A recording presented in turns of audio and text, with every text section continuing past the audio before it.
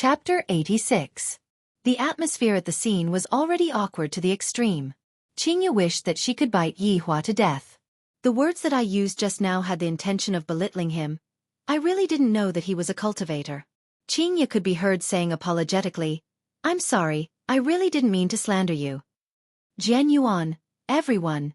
Qingya opened her beautiful eyes wide, feeling that she had said the wrong thing again. Really? Being pregnant makes one foolish for 3 years. No.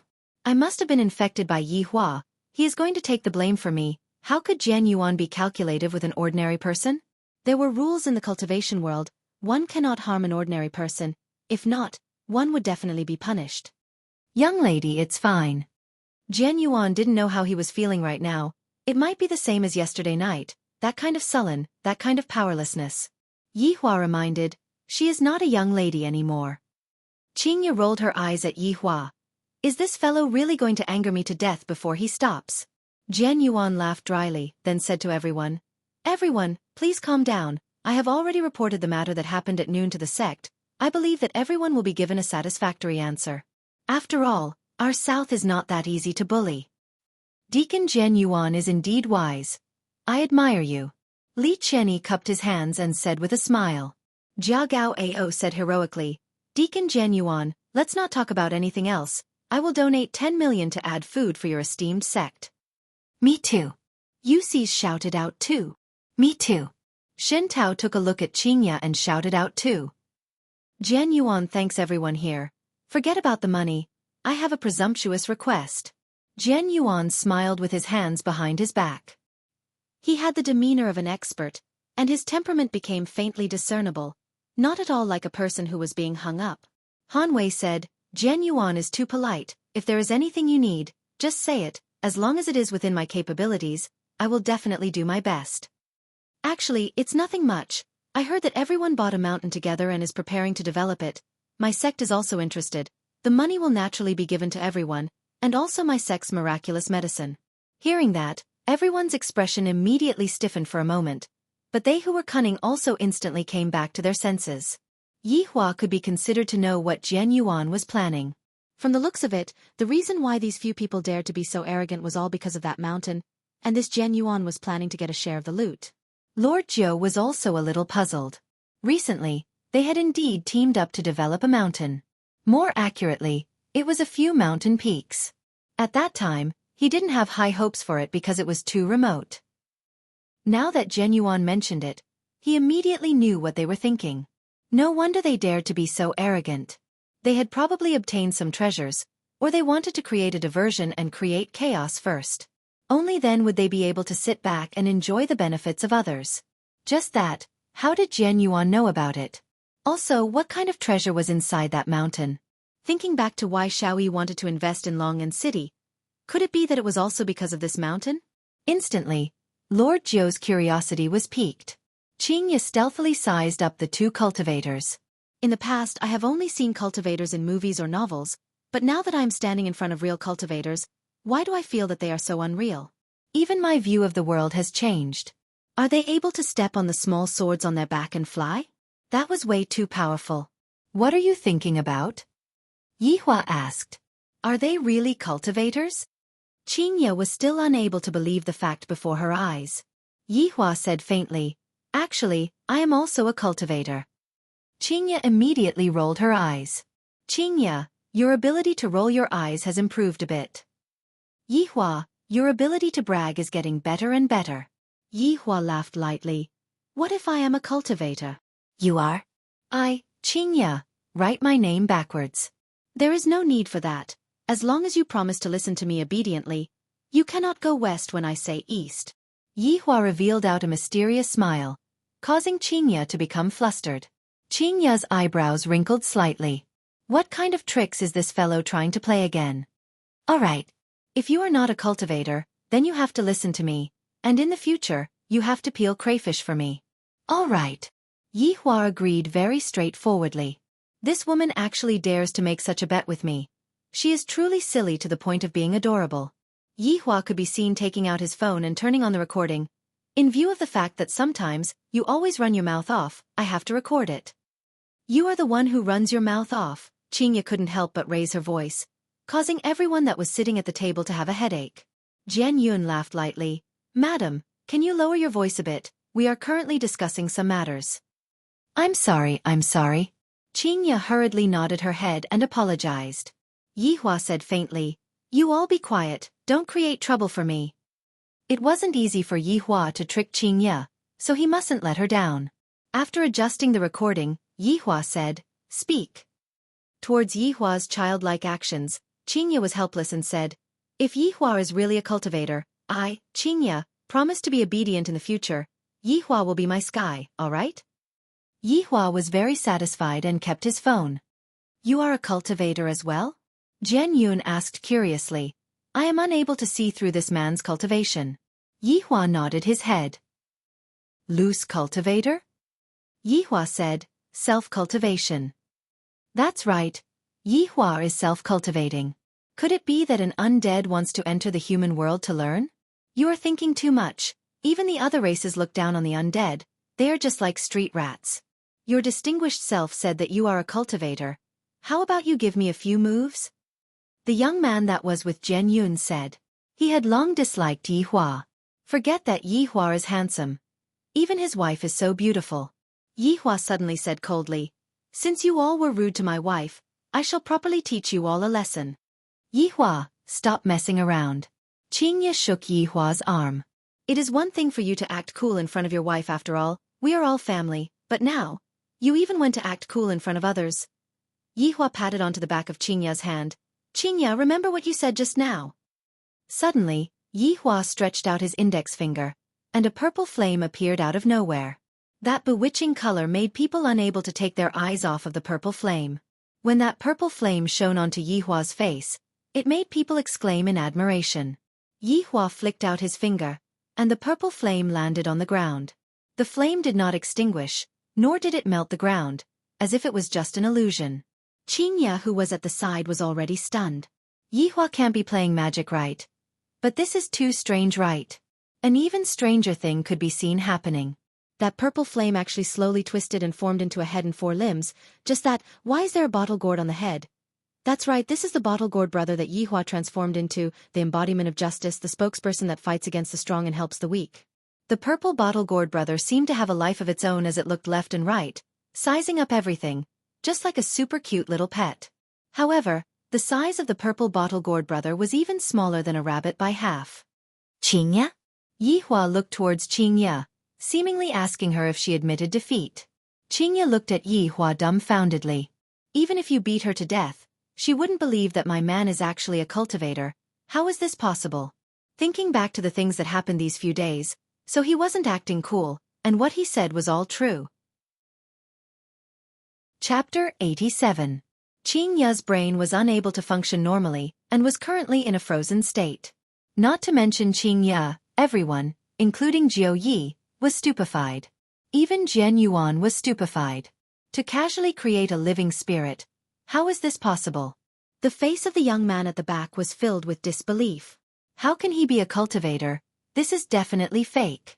Evil arts of the pugilistic world. Watch my sword.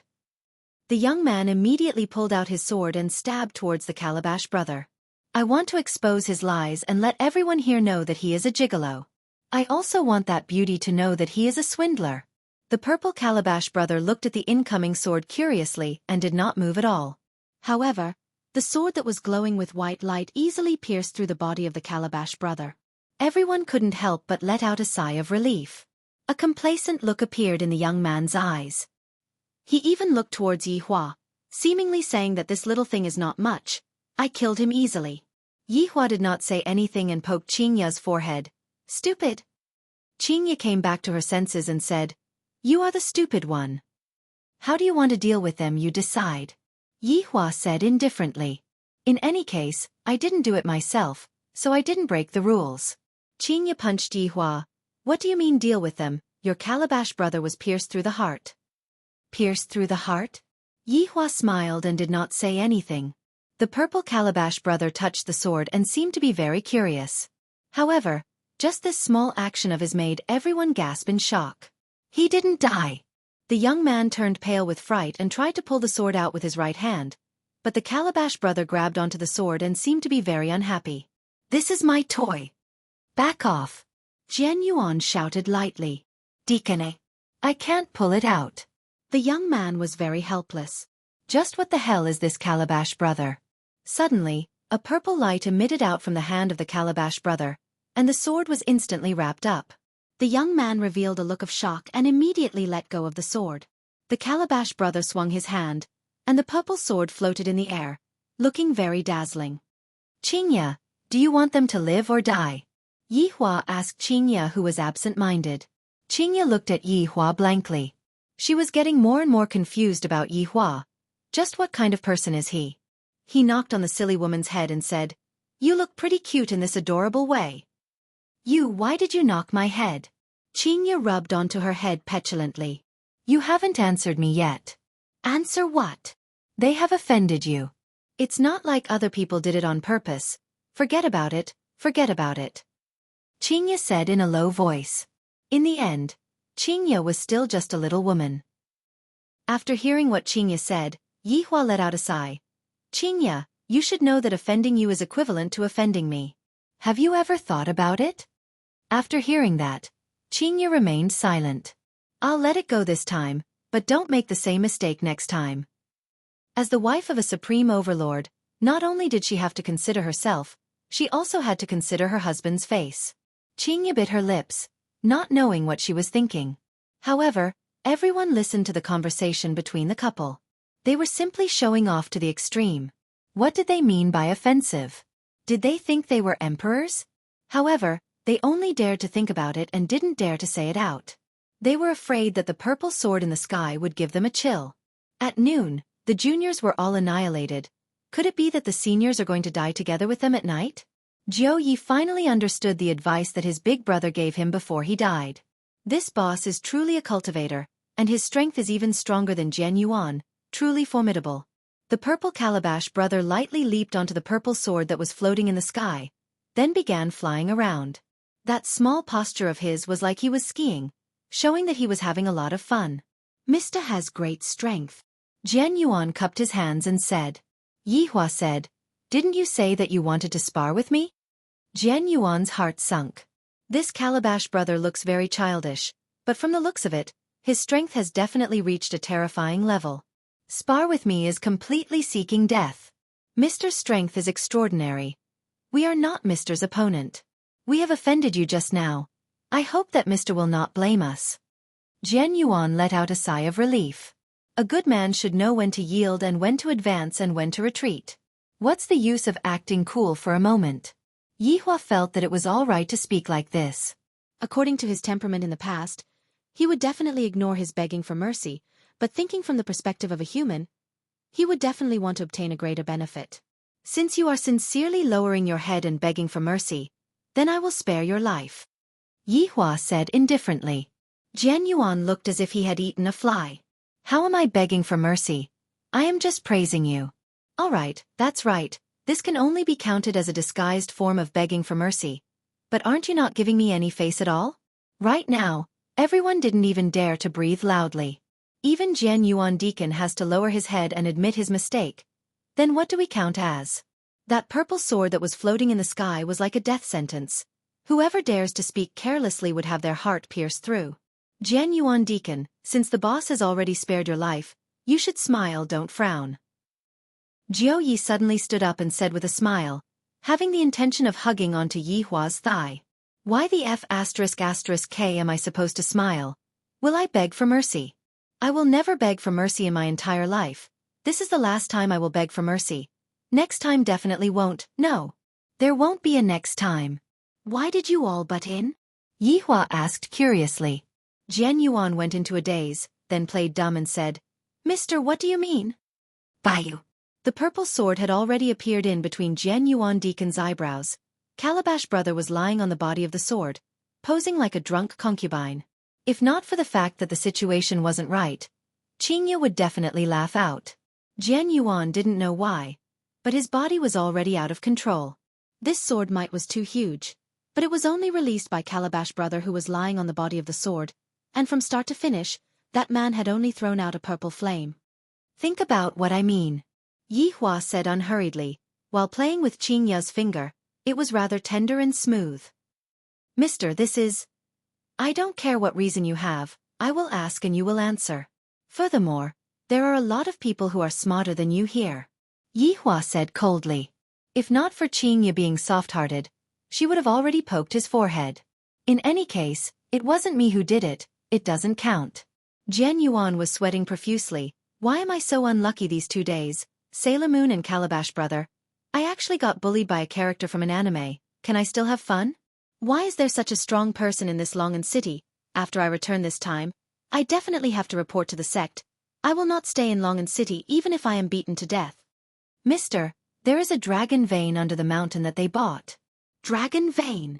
Yi Hua went into a slight daze. And here I thought that it was something that made them fight over it. To make such a big fuss over a mere dragon vein. Under the dragon vein, there are a lot of treasures, pills, orbs, techniques and so on. Jian Yuan had the heart to cry, and he took out everything. Yi Hua waved his hand, and Calabash Brother instantly dissipated. The purple sword also returned back to its original form and fell onto the ground. And those wealthy merchants' eyes were opened wide. There are orbs and techniques. No wonder our Yunfeng sect wants to butt in. Chapter 88. There was no longer any meaning in staying here any longer. Pulling Qing Ya, who was absent-minded, Yi Hua said, Xiaojiu, call a car over. Lord Zhou immediately stood up. I'll make the arrangements now. Boss, please wait for a while. The driver will be here soon. Yi Hua nodded his head. This Wei Chong and Lai Gu's temperament is very weird. As long as someone is disrespectful to me, I will kill them without saying a word. Leaving this Xiao Jiu with me can also be used to deal with some trivial matters. If Jiu Yi were to know of Yi Hua's thoughts, he would definitely be in a dilemma. On one hand, he wants to hug Yi Hua's thigh, and on the other hand, he also wants to hug Yi Hua's thigh to save face. Very quickly, Jiu Ye's Rolls-Royce Phantom arrived, and the driver respectfully opened the door of the car. Yi Hua pulled Qing Ya, who was absent-minded, and walked out of the side hall. The things that they are talking about are too childish. I am not interested in knowing about it, and I don't want to know about it either. Right now, I am only curious about the thoughts of Qing Ya, this fool. After knowing my strength, you are already stupefied. Let's see if you are still going to be naughty in the future. Qing Ya was indeed stupefied. Never in a million years would I have thought that the man that I randomly found would be a cultivator. I really don't know if this is good luck or bad luck. Could it be that all cultivators have such a bad temper? Asking his woman to peel crayfish and buy pancakes at every turn?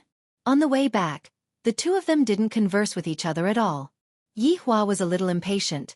Could it be that this stupid woman was scared silly? Stop at the side. Yi Hua said coldly. The driver didn't dare to say anything else. He had to pull over even if he had to pay a fine. After pulling Qing Ya, who was still in a daze, Qing Ya walked to the riverside and gazed into the distance. There were quite a number of couples strolling along the riverside, and there were also many elderly people dancing in the square. The main reason was that the riverside was cool. From time to time, a cool breeze would blow, making one feel relaxed and happy.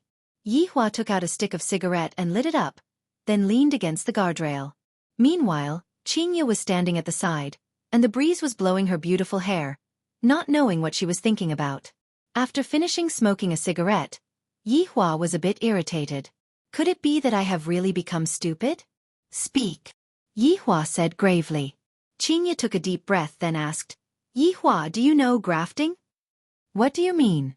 Yi Hua slightly wrinkled his brows. If I learn it, I can absorb your inner force. Yi Hua. What's the point of learning that kind of inferior cultivation technique? Yi Hua said in disdain. This woman's hair is too long, but her experience is too short. Do you know 3 flower at one's prominence? Yi Hua's frown deepened. No, then do you know the 9 Sutra? Yi Hua had the thought of smacking Qing Ya's butt. Ah, not yet. Where's the Dark North Divine Art? You can't even do that. Buddha's Palm headquarters, right? Sigh, Yi Hua. Could it be that you have cultivated the Sunflower Manual? Yi Hua couldn't bear it anymore and hugged Qing Ya into his embrace. Don't you know whether or not I have practiced the Sunflower Treasured Book? Qing Ya let out a breath. Just now, I just wanted to tease Yi Hua a bit, and upon discovering that he is still the same as before, I can finally be at ease. Just that, with the additional identity of a cultivator, I don't know if I will be able to gain face for myself if I were to tell others about it.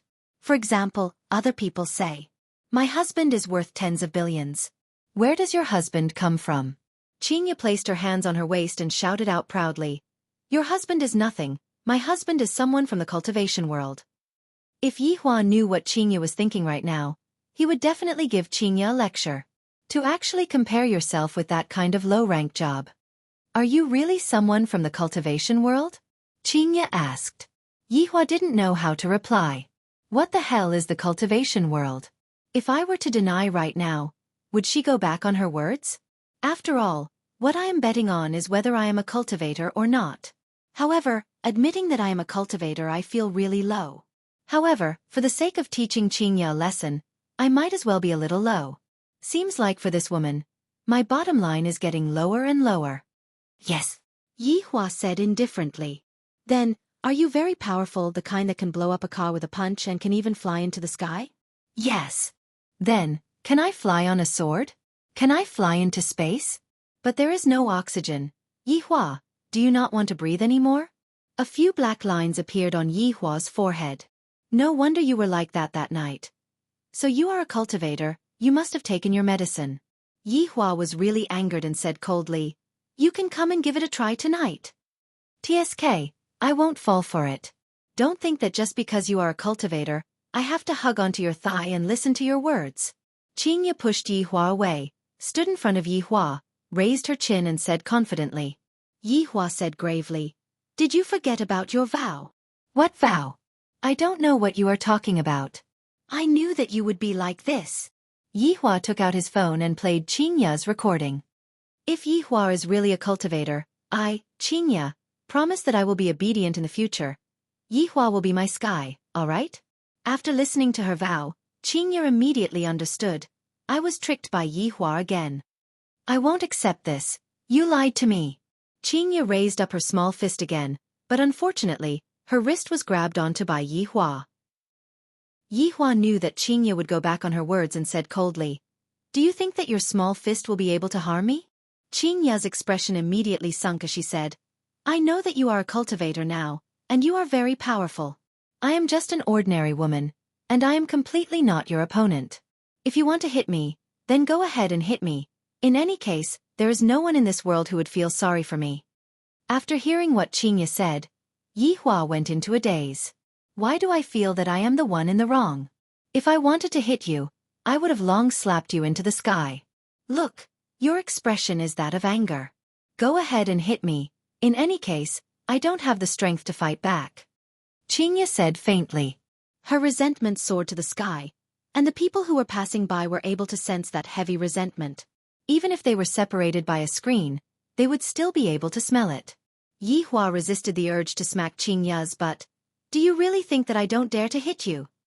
You are a cultivator, you are the biggest, whatever you say goes." Qinya spread out her hands helplessly. "Don't compare me with cultivators." Yihua shouted out lightly. "Cultivators are nothing. Just a fart is enough to crush us to death." "Sigh, my husband is using his identity to oppress me, sigh." Yihua suddenly felt that if he were to tell her a little bit of things, she would be able to soar into the sky. If I had known that this would happen, I would have kept it a secret. To actually say that I am using my identity to oppress me, you are clearly the one who lost the bet. Seeing that Yihua was not speaking, Qinya rubbed her ankle and said lightly, "I can't walk anymore. Take a taxi by yourself." Yihua said petulantly, then lit up another stick of cigarette. Qinya snorted coldly, then made a flower-pinching finger gesture. "I don't know who was the one who said that as long as my ankle hurts, you will have to carry me on your back. And you are even a cultivator. Your mouth sure is full of nonsense." Cough, cough, cough. This was the first time that Yihua choked on his own cigarette. Originally, I wanted to use the recording to educate Qinya, but in the end, I didn't expect that my identity would instead become a handle that Qinya could use against me. She is even a cultivator. If I were to tell her my real identity, things would get out of hand. Forget it, I will just slowly walk back. The identity of a cultivator is noble. How can I carry my wife on my back?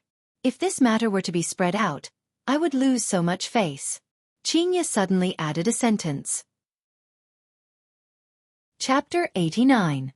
Come up. After a while, Yi Hua suppressed the impulse in his heart and shouted out coldly. A trace of a smile appeared on the corner of Qing Ya's mouth, then she turned her head and said, "Really? You won't throw me into the river, right? Come up. I don't want to say it a second time." Yi Hua really wanted to turn back time. This woman is truly much smarter than what I imagined her to be. Qing Ya immediately arrived behind Yi Hua and patted on Yi Hua's back. Squat down a bit, as the almighty supreme overlord. Yi Hua felt tired and helpless as he slowly bowed his body. This is the first woman that dares to be so arrogant towards me. Qing Ya suddenly jumped up and wrapped her spotlessly white arms around Yi Hua's neck. Meanwhile, Yi Hua began to walk forward, and the scene was rather comical. Because Yi Hua didn't hold on to Qing Ya's legs, right now, it was as if Yi Hua was carrying a corpse. Qing Ya, who was on Yi Hua's back, immediately shouted out, "Yi Hua, if you don't want to carry me, just say it. What are you trying to do this time?" This cannot be blamed on Yi Hua, after all, he had never turned his back on anyone before. "Don't you know how to hold my legs? Do you want to drag me home?" Yi Hua took a deep breath. "You are the first woman who dares to shout at me. What's wrong? Did I hurt the dignity of the cultivators? Don't mention cultivators to me." Right now, Yi Hua hated cultivators to the core, and he really wanted to get rid of all of the cultivators.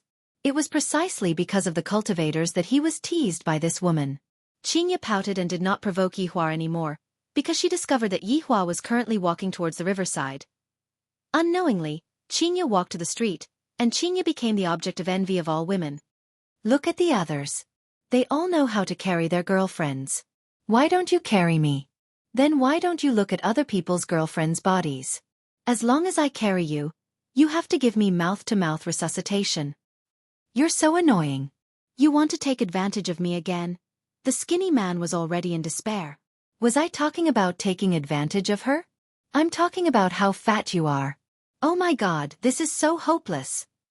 Leaning on that broad and sturdy back, Qing Ya felt extremely safe. Towards the envious gazes that other people were casting at her, she also happily accepted them. If you guys have the ability, then go and find a cultivator husband to carry as well. Ye Hua. Qing Ya called out softly. Yi Hua lightly nodded. In actuality, he was silently praying in his heart that Lai Gu and Wei Chong must not see this. Will you really hit me? Yi Hua stopped his footsteps and immediately slapped onto Qing Ya's perky butt. Do you think that I dare or not? Qing Ya was stupefied. This fellow actually dared to spank my butt in front of so many people, shameless. Without waiting for Qing Ya to start scolding, Yi Hua took the initiative and said, I have a voice recording as evidence. You better be more obedient in the future, if not, I will spank your butt until it is swollen. Qing Ya pouted her small mouth. Humph, you are a cultivator, so of course you can only rely on your martial strength. Yi Hua remained silent. I swear. Tonight, I am going to properly teach Qing Ya a lesson and let her know the consequences of going back on her words. Not long after, Yi Hua arrived at Leisure Bar while carrying Qing Ya on his back. Under everyone's astonished gazes, Yi Hua walked upstairs. Wei Chong swore that he would definitely tell this scene to Lai Gu. Bang! The bedroom door was heavily closed by Yi Hua. Qing Yutong naturally heard what happened and immediately ran over to the corner of the bedroom to eavesdrop. Brother-in-law and big sister sure are passionate every single day. Sure enough, in just a few seconds, big sister's panting sound could be heard from the bedroom. Qing Yutong's entire body was in a bad state. Brother-in-law is simply too ferocious. Big sister's panting is not panting anymore. She is almost shouting for help. The two of them are simply too hardcore, so perverted on the spacious bed. Yi Hua was currently teaching Qing Ya a lesson. Don't think too much. I am just placing Qing Ya on my thighs and spanking that sexy little butt of hers. The amount of force that I control is just right. Just that. Isn't Qing Ya's scream too exaggerated? Ah! Yi Hua, I have seen through you. You only know how to hit your wife. Ah! Let me tell you, Yi Hua, if I am stronger than you, I will use the same posture to spank you. Ah! You bastard. Are you addicted to spank me? Ah! I am a pregnant woman. You can't spank me like this. Suddenly, Yi Hua recalled that Qing Ya was still pregnant with his blood, and immediately stopped. Come on. Why did you stop? Cultivator. Qing Ya shouted out coldly. Yi Hua let out a sigh, then helped Qing Ya up and said seriously, Qing Ya, Can you not make me worry a bit less? Qingya looked at Yi Hua in disbelief, then directly pushed Yi Hua onto the bed and said, Who are you saying is not making you worry? How am I not making you worry? You explain clearly to me. Yi Hua was a bit absent-minded as he stared at the face that was right in front of him and that charming red lips. Suddenly, he recalled that night, that soft feeling, and expressed that he still wanted to try.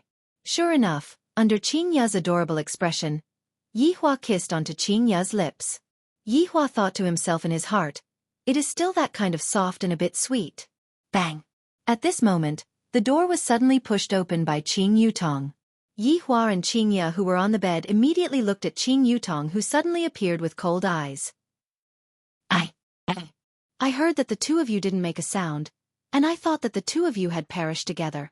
I will leave now, the two of you can continue, don't bother about me, bye-bye. Qing Yutong immediately left. The gaze of brother-in-law and big sister is so scary. Yi Hua pushed Qingya away and said calmly, I am going to take a bath. In actuality, his heart was not calm at all. Oh! Qingya, who was angry just a moment ago, also cowered and sat cross-legged on the bed in a daze. The atmosphere between the two of them immediately became awkward. Even after Yi Hua came out from the bath, Qingya did not say anything and just rushed into the bath. After that, the two of them just lay on the bed, one on the other side, and neither of them spoke first. Is your phone turned off? Yi Hua asked lightly. He was unable to hold it in anymore. Qingya's tone was also not that cold. It is turned off. Just that, the two of them spoke one after another, and the atmosphere instantly quietened down. Roughly half an hour later, Qingya finally could not hold it in anymore and asked lightly, Are you asleep? If you want to come over, then come over. Yi Hua said faintly. This woman really wants to save face. Qingya snorted and lightly moved her body, then closed her eyes and hugged onto Yi Hua, as if by doing this, she would not find out. She was purely deceiving herself. Just that, Yi Hua's heartbeat is a bit fast today. Why is my heartbeat also following the rhythm? This fellow is indeed messing around with the rhythm.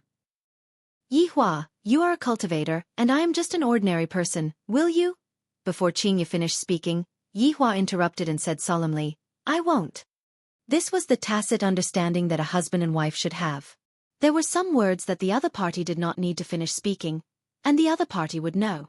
Yi Hua was just like this. Qingya's character was more or less clear. To put it simply, she was a hedgehog that did not have any sense of security. Before tonight, Qingya felt that the gap between her and Yi Hua was not that big. In any case, Yi Hua was also the boss of a bar, and both of them were bosses. However, now it had changed. Yi Hua was not only a boss, he was also a cultivator, and in the novels he was able to ascend to immortality.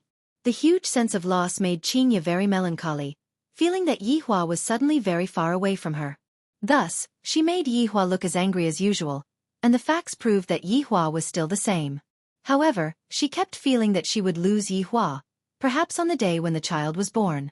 After all, the promise that she made on that day was still lingering in her mind. Chapter 90. Carrying along this uneasy feeling, Qingya gradually fell asleep. Hugging onto Yi Hua while sleeping is very comfortable. If I suddenly lose him one day, I will probably suffer from insomnia. Right now, Yi Hua was also thinking blindly. But he wasn't as emotional as Qingya. Instead, he was thinking about how to get back my face. Could it be that I have to show off my manliness in front of her? I wonder if killing millions of people would be enough. If that's the case, she would willingly submit to me. This doesn't seem right. Just what is wrong? This is so vexing. Just like that, the two gradually fell asleep with their own feelings, until the sound of knocking on the door rang out in the morning, waking Yi Hua and Qingya up. Brother-in-law, big sister. Qing Yutong stood outside the door and shouted. From her tone, one could tell that she was asking for someone. Yi Hua patted onto Qingya's shoulder. Go and open the door. Qingya grabbed onto her hair. What are you doing so early in the morning? What's the matter? Qingya opened the door and asked angrily. Qing Yutong could be seen to have already changed her clothes, wearing a big round hat and sunglasses. She should be considered to be fully armed. Big sister. Didn't you tell me to go to Gao Hai City today? It's so dangerous for me to go to the airport alone. Aren't you and brother-in-law going to send me off? Qing Yutong blinked her beautiful eyes. pulled onto Qingya's arm and said coquettishly. Qingya wrinkled her brows. You are already an adult. Do you still need to send me off? Can't you just drive directly to the airport? Big sister, you don't even care about your little sister. My heart hurts. Yihua was no longer sleepy. He got off the bed and said, let's just go and send her off and eat breakfast on the way. The corner of Qing Yutong's mouth twitched. I feel like it's all thanks to breakfast. Since the man has already spoken, what else can Qingya say? She went to wash up. 15 minutes later. The two were ready. Qingya on the other hand was very happy right now, because there was no need for her to put on makeup. Her face was simply too stunning. Thinking back to the meat on that day, Qingya was very curious. Could it really be dragon meat? Yutong drive. Qingya threw the car key to her little sister. Qing Yutong knew that it would be like this. The two of them were masters, especially brother-in-law. That expression of his was just like an emperor coming out of the palace. Sitting on the Audi A8, Qing Yutong successfully obtained the identity of the driver, while Qing Yutong and Qingya sat at the back. Qing Yutong, who was driving the car, silently thought to herself. Last night, they were clearly quarreling so much, and in the end, when I knocked open the door to take a look, I saw that they were actually lying on the bed and kissing. Yutong, for the next few days, properly cooperate with us, all right? Don't cause any trouble again. Qingya reminded. Qingya understood her younger sister's personality very well. Yutong was puzzled. Qing said, Yutong, I said. It doesn't matter if it's 1 or 2 days. You have to get it done. All right, in any case, you all just want to chase me away. When is my little nephew coming out? By then, we would have already run away from home. Yutong. Qing. Qingya was filled with melancholy. It was as if she had already seen her child running away from home along with her younger sister. Yaya said, I, Qing. I by day. I. Quiet down, what's there to quarrel about? Yihua said gravely. Quarreling every day. This is giving me a headache. The two goddess-like women pouted and quietened down. Half an hour later, Qing Yutong finally arrived at the airport. Aren't you two coming down to send me off?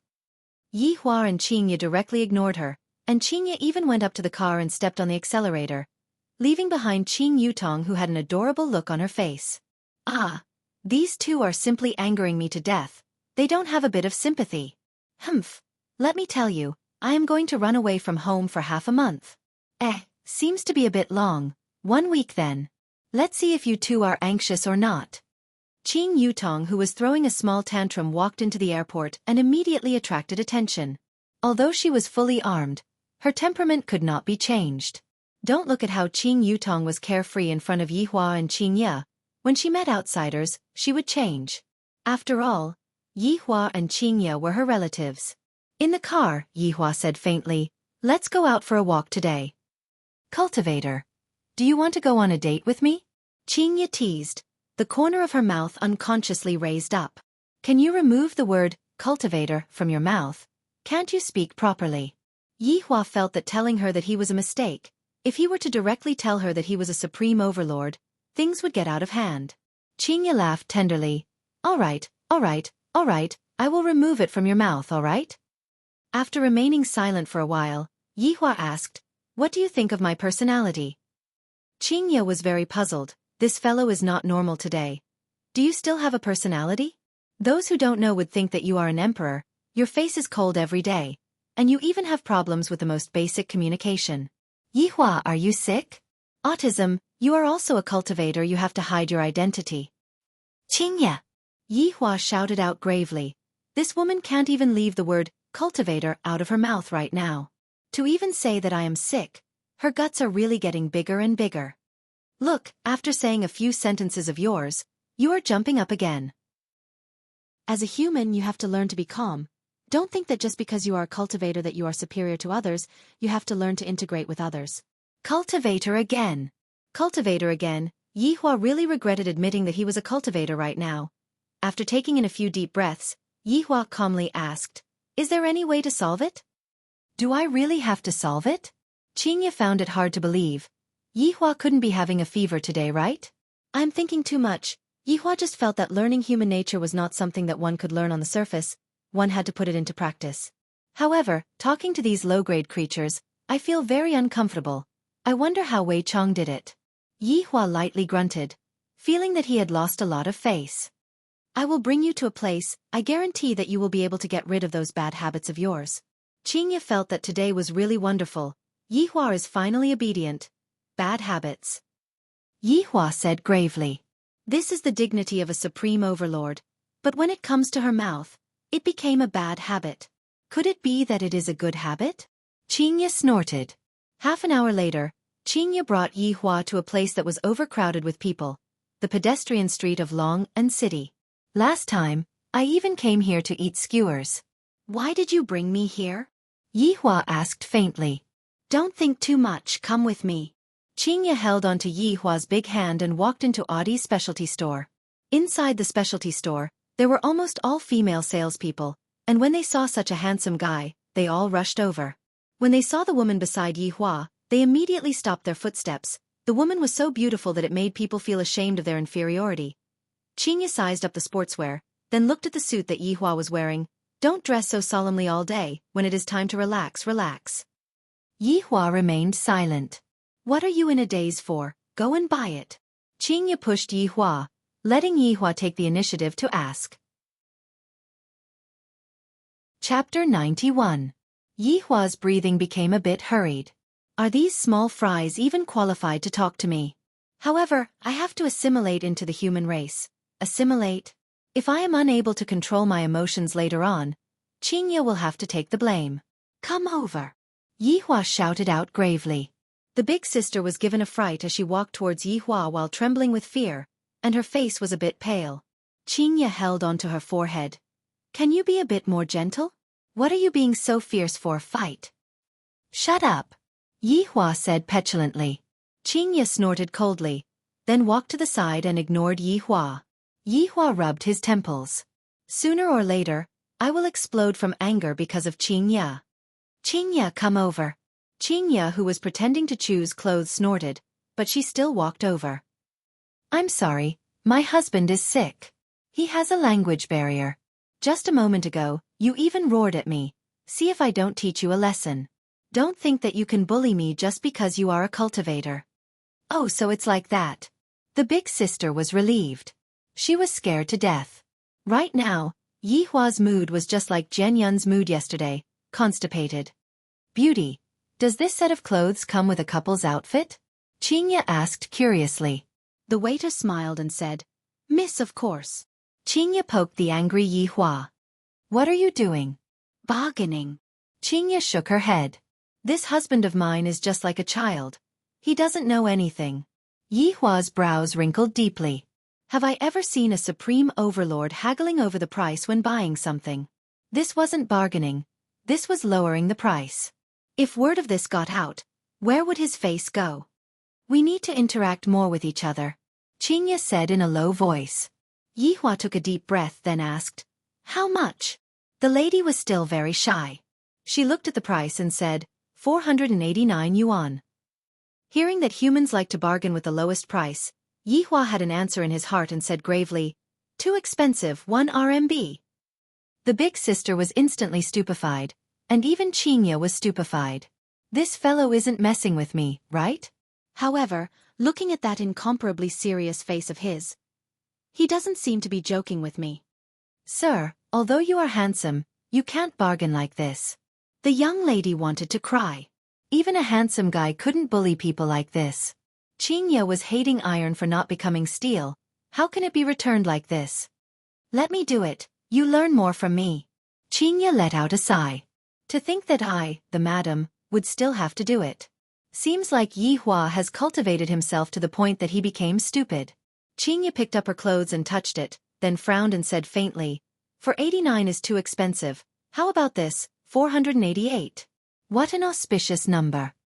This time, it was Yi Hua's turn to be a little stupefied. This is called bargaining? It seemed that this woman was even more ignorant than he was. She was still pretending to know. Even the waiter was laughing. The young lady felt that they were very strange. One was silly while the other was cute. They were a perfect match.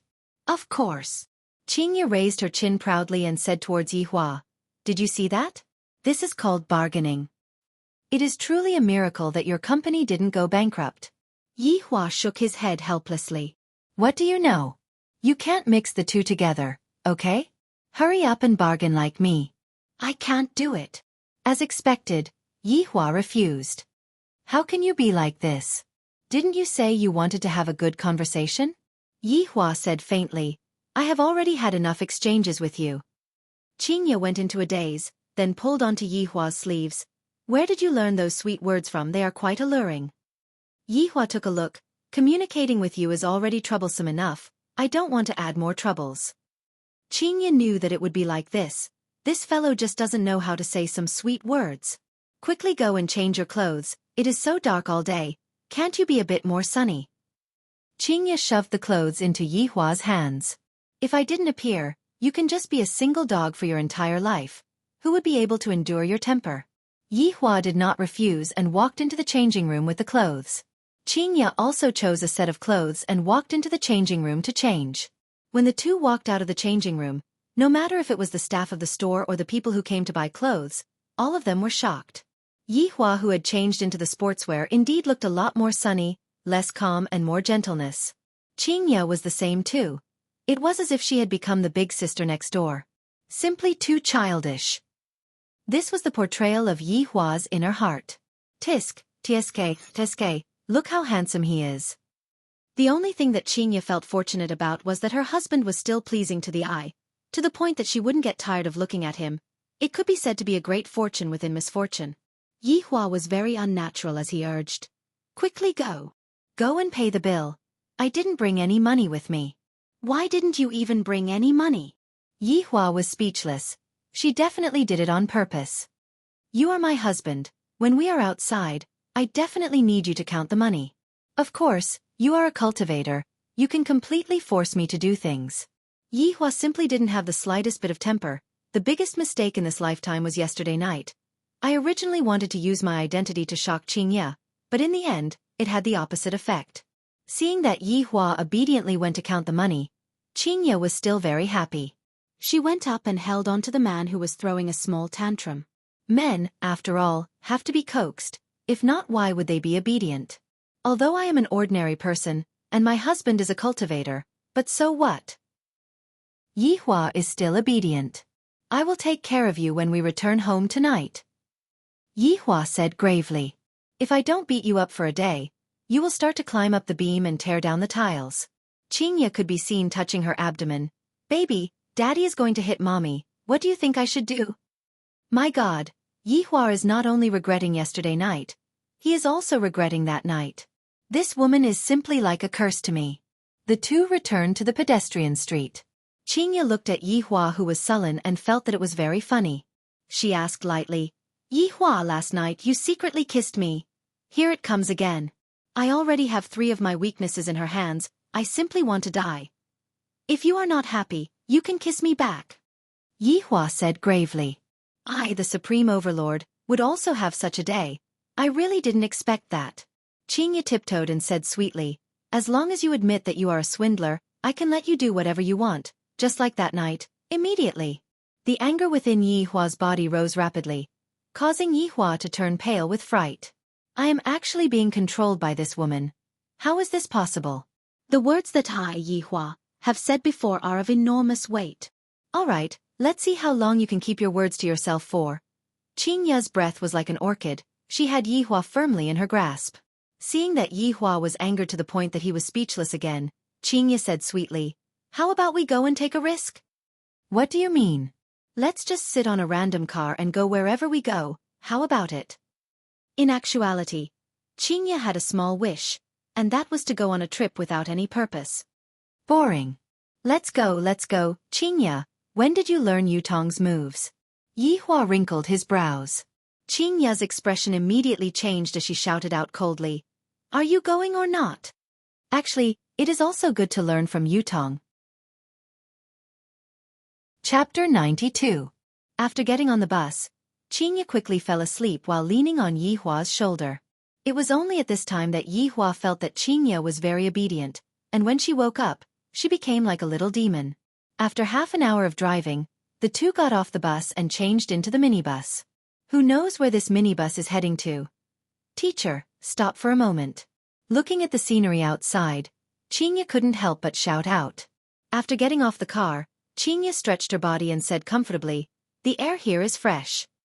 Yihua lit up a cigarette, expressing that he was very bored. A truck carrying pigs passed by, and the truck carried a strange smell. Qinya's comfortable face immediately turned black, and even Yihua's face was the same. "This is the good place that you chose," Yihua said petulantly.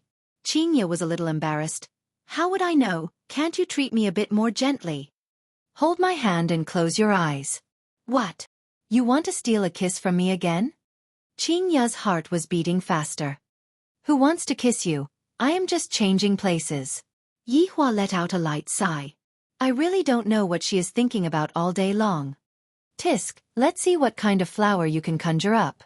Qinya snorted coldly and pulled onto Yihua's hand. 1 seconds later Yihua said, "We're here." Qinya slightly opened her eyes. Just a moment ago, everything in front of her eyes had changed.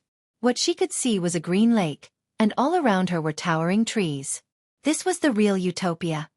"Yihua, have we transmigrated?" Yihua poked onto Qinya's forehead. "Just what is going on in that little head of yours?" Qinya stuck out her tongue, then ran to the lakeside and opened up her arms.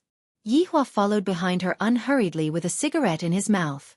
With a wave of his hand, 2 chairs and a small table immediately appeared. On the table was a dragon blood wine, as well as the meat of star-cleansing sparrow and golden delicate crane. "Don't just stand there. Come and sit down." When Qinya turned her head around to take a look, she was first startled by the things that suddenly appeared, and soon after she muttered, "Having a cultivator as a husband sure is good, he can even bring so many things with him." Another cultivator. Yihua really wants to throw Qinya into the lake to calm down. Lying on the chair, Qinya took a sip of the dragon blood wine and said, "We will be able to save a lot of money on transportation fees in the future." Yihua didn't want to talk anymore. "Yihua, are you able to transmigrate to another world?" Qinya asked curiously. "It's simple." Upon hearing that it was okay, Qinya became interested. "When are you going to bring him over to play with me?" "Let's talk about it after you give birth." "That's true." Speaking of children, Qinya rubbed onto her flat stomach and asked curiously, "Yihua, will our children be like Superman when they are born?" "Qinya, don't compare children with those inferior races," Yihua said in displeasure. Qinya muttered, "I'm just asking, why are you getting angry again?" After eating a small mouthful of the star-cleansing sparrow's meat, Qinya seemed to have thought of something, and her mood instantly became gloomy. "Yihua. How long can you two live?" Qinya asked gravely. Yihua finally knew what Qinya was thinking about. This woman is actually worried about this. Thus, I decided to tease her a little. "A very, very long time," Yihua said leisurely. "Then when I get old, will you still be so young?" Qinya's eyes turned red. "When I think about how old I am, and how Yihua is still the same as before, I even have the heart to die. This silly woman, she is eating the star-cleansing sparrow's meat, and she is still worried about her appearance." Yihua said faintly, "If nothing unexpected happens, it will be like this." This time, Qinya was really sad, and tears of helplessness fell out from her eyes. If only Yihua was an ordinary person.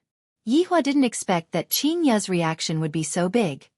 He was startled for a moment, then said slowly, "Of course I also have a way." "Ah, what way? Teach me." Hearing that there was a way, Qinya was like a person who was drowning, tightly grabbing onto that life-saving straw. For people like us, every part of our body is where the essence lies, so. Qinya went into a daze for a moment, then immediately jumped onto Yihua's body and punched onto his chest. "Yihua, I didn't expect you to be so shameless and perverted." Yihua lightly hooked onto Qinya's chin and said with a light smile, "Such a beautiful face, how can I bear to let you grow old?" "You are teasing me again, Yihua, I hate you, what a silly woman." Yihua laughed out loud, then hugged onto Qinya's soft and delicate body. "Hugging onto my body feels very comfortable." Ripples appeared on the surface of the clear lake, and a light breeze blew onto Qinya's soft and beautiful hair. Yihua caressed onto Qinya's beautiful hair. If only you didn't talk back to me." Qinya closed her eyes and said, If only you didn't act cool all the time." Pa Yihua couldn't help but smack onto Qingya's butt. The one who acts cool all the time is you, right? Qingya opened her beautiful eyes and shouted out, "You only know how to smack my butt. Your butt sure is bouncy, it feels good." Yihua. Right now, other than acting cool, you have also become a hooligan. Yihua hugged onto Qingya tightly. What's wrong with me acting like a hooligan towards my own wife? Qingya felt that this couldn't go on, so she said to Yihua, I want to learn martial arts. Why do you suddenly want to? Because I want to defeat you. And then bully you. Qingya turned around and rode onto Yihua's body. Her posture was too explosive. Yihua laughed lightly. Your way of thinking is perfect, but you won't be able to succeed. In this lifetime, I am definitely going to bully you. Humph, if you don't teach me, who would know? Perhaps you know that my talent is extremely good, and you are afraid that I will surpass you. Qingya expressed that she was not convinced. Failure isn't scary. What is scary is that you still believe in this sentence. Qingya pouted. How do you know that I will fail? From the moment you said that you want to surpass me, you were destined to fail. Humph, you are just stingy, Yihua. Yihua sighed, then held onto Qingya's small hand, pointed towards the infinity ring and said, With this ring, you are already invincible. And Qingya was confused. Other than looking good, this ring doesn't seem to have any other use. In the future you will know, my woman. Why must you cultivate so bitterly? It is just like playing a game. We are all pay-to-win players, and we will forever be ahead of normal players. From level 1 to level 100, it is just a ding. Qingya touched onto Yihua's forehead. Your illness is acting up again. Yihua raised his hand and was about to smack onto Qingya's forehead, scaring Qingya to the point that she jumped up and immediately ran away. See if I don't smack you today. Humph, you have to catch me first. Qingya still had the innocence of a child and made a funny face. If Qing Yutong were to see this, she would definitely rub her eyes. Is big sister infected by me? You run slower. Don't slip and fall. Yihua warned gravely. You are still so crazy even though you are pregnant. Chapter 93. Suddenly, a cry for help came from the forest. A man covered in blood rushed out. His panicked face made it seem as if there was a great flood or fierce beast behind him. Save me! Save me! The man ran towards Qingya, who was in a daze. Unexpectedly, his legs became crooked and he tripped over himself. He slid for a full 3 meters before finally stopping in front of Qingya's feet. His chin was almost bruised. Yihua snorted coldly. How can my woman be touched by someone like you? Yihua, quickly come and save them. Qingya finally came back to her senses and shouted out loudly. Yihua walked over unhurriedly and sized up the man. He discovered that the man did indeed have injuries, but the injuries were not as serious as what he had shown. Furthermore, the fainting that the man was showing right now was just an act. Qing Yuan felt that he was really unlucky today. He heard that this mountain range was extraordinary, so he specially came over to check it out. In the end, he bumped into a disciple of the Cloud sect. Luckily, he escaped quickly, but he also discovered an unknown secret. If this news were to be leaked out, the entire cultivation world would be shaken. The Cloud sect actually secretly dug up a dragon vein. However, he was injured. If he continued like this, he would definitely be caught. Coincidentally, he saw a couple camping by the lake.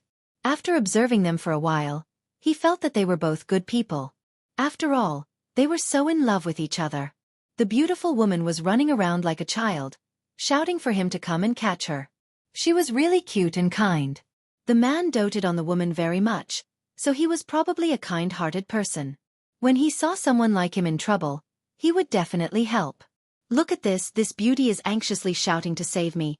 I am so happy, hurry up and drive me away. What happened?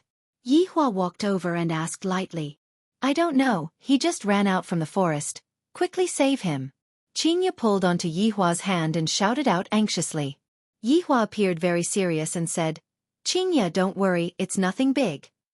Qing Yuan, who was lying on the ground, cursed under his breath. What kind of look was that? He was covered in blood, yet he said that he was fine. Only a fool would believe him. Then, I can rest assured.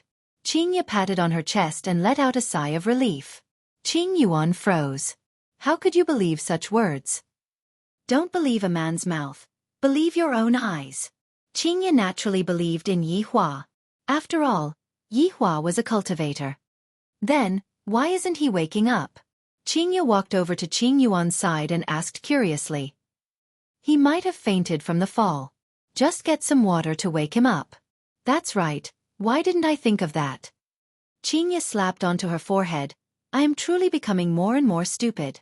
Qing Yuan felt that he should wake up. There were wounds on his body, and he couldn't touch water. Just as Qing Yuan was thinking, a comfortable feeling spread across his face, and his body couldn't help but tremble. Yi Hua, it's moving. It moved. But why hasn't she woken up yet? Not enough water. Oh! Qing Yuan was shocked. He couldn't do this. He was about to wake up. Cough, cough, cough. Qing Yuan coughed violently. Perhaps he wanted to make it look more realistic, so he used a little more force. Who knew that he would cough out blood? He couldn't stop coughing. Qingya was frightened by the bloody scene in front of her. Yi Hua, is he going to die? He's fine. He's just coughing out blood. He'll be fine soon. Qing Yuan's heart crumbled. Who the F***ck would cough up blood like this? How could these two people not know this common sense? 1 minute later. Yi Hua, why hasn't he stopped? Seems like he has a lot of blood. Qingya, lay him down. Yi Hua said faintly. Without waiting for Qingya to act, Qing Yuan had already laid down himself. Could it be that Yi Hua is going to give me artificial respiration? Such a beautiful woman. I'm so happy. What do we do next? Qingya asked curiously. Yi Hua pointed at Qing Yuan's chest. This person's blood is all accumulated in his chest. If we don't take care of it in time, he might suffocate to death. Ah, so serious. Qingya was shocked. Qingya, use your foot and step on his chest. Use a bit of strength, and he will be able to vomit out all of the extravasated blood. Yi Hua said very earnestly, and Qingya had never seen Yi Hua being so earnest before. Qingya wrinkled her brows. Will it really work? Qingya, look at how much pain he is in. Hurry up.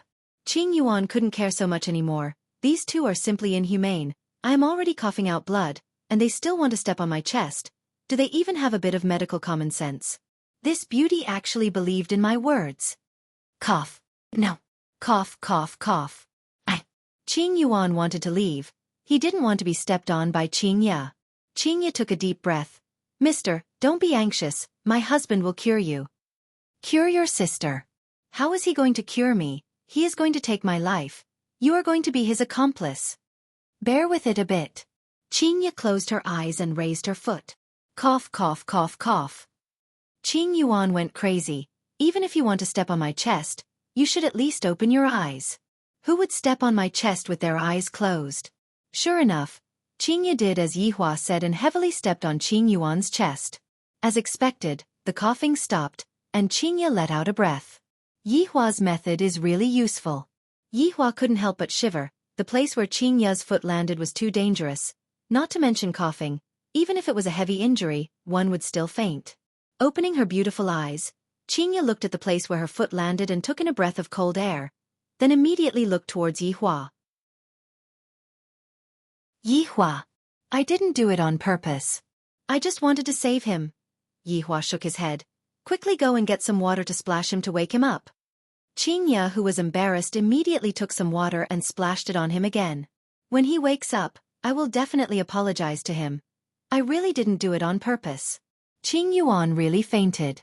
Originally, I was still fine. I just wanted them to save me and drive away from here. In the end, I am really not far away from death. After Qingya's unremitting efforts, Qing Yuan suddenly woke up and took a deep breath.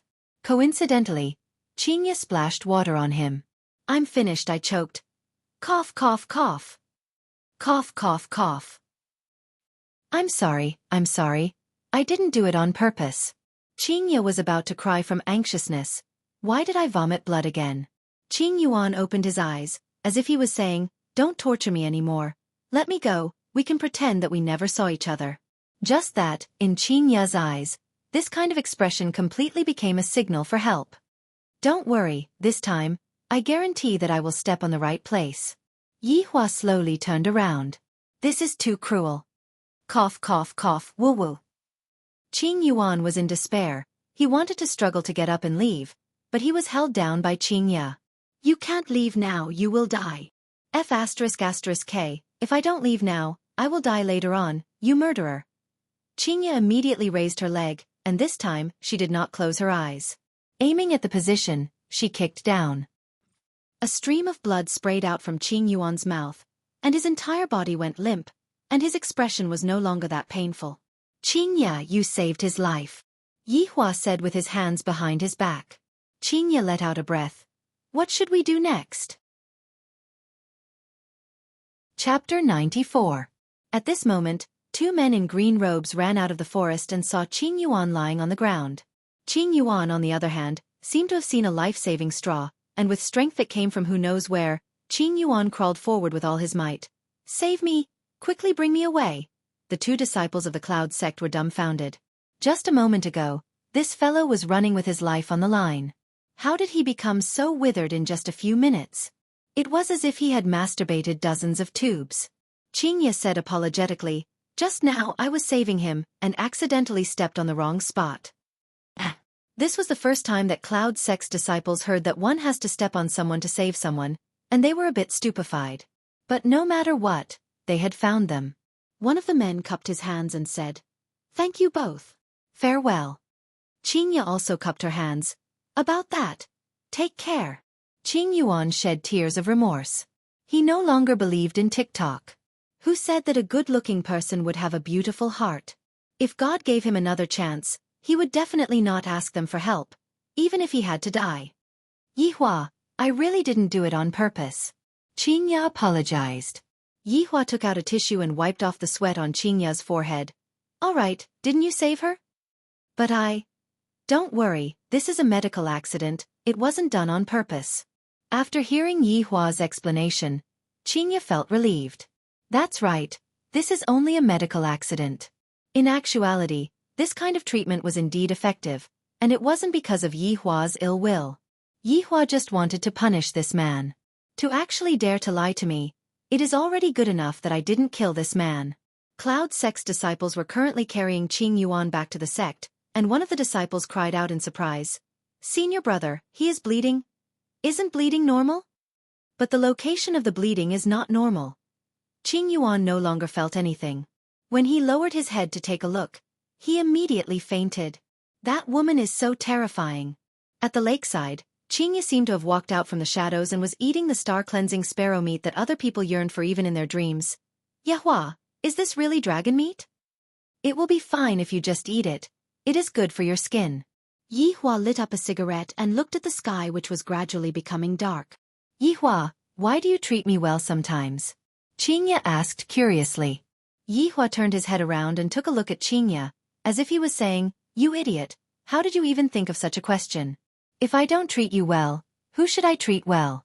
No matter what, I am still the child's mother. Suddenly, Qing Ya felt that other than being beautiful and rich, she didn't have anything else. Sigh. This is so depressing. Looking at Yi Hua's high and mighty appearance, Qing Ya was in a bad mood and decided to just ignore Yi Hua and rest on the chair. What Yi Hua was currently thinking about was another matter. Tomorrow is the last day of the 3 days deadline. If Yi Hua doesn't return the money, then according to the previous rules, Yi Hua will have to pay back his life. To even dare to owe me money and not return it, Yi Hua's guts are not ordinary. No. Today was different from the past. Exterminating an entire sect was too vicious. Change it. This matter will be handed over to Wei Chong or Lai Gu to handle tomorrow. I still have to teach Qing Ya a lesson. Look at her sleeping posture. My God, she is drooling again. Yi Hua, I want to spank your butt. In the dream, Qing Ya shouted loudly. Yi Hua shook his head, then carried Qing Ya and disappeared from the spot in an instant. When he reappeared, he had already arrived at the bedroom. After placing Qing Ya onto the bed, Yi Hua covered her with a blanket. Coming to the office, Yi Hua said gravely, Wei Chong, Lai Gu, come over. In an instant, Wei Chong and Lai Gu put down the things that they were doing and appeared in front of Yi Hua, then respectfully called out, Your Honor. Looking at Lai Gu, Yi Hua asked, Has your body adapted to it?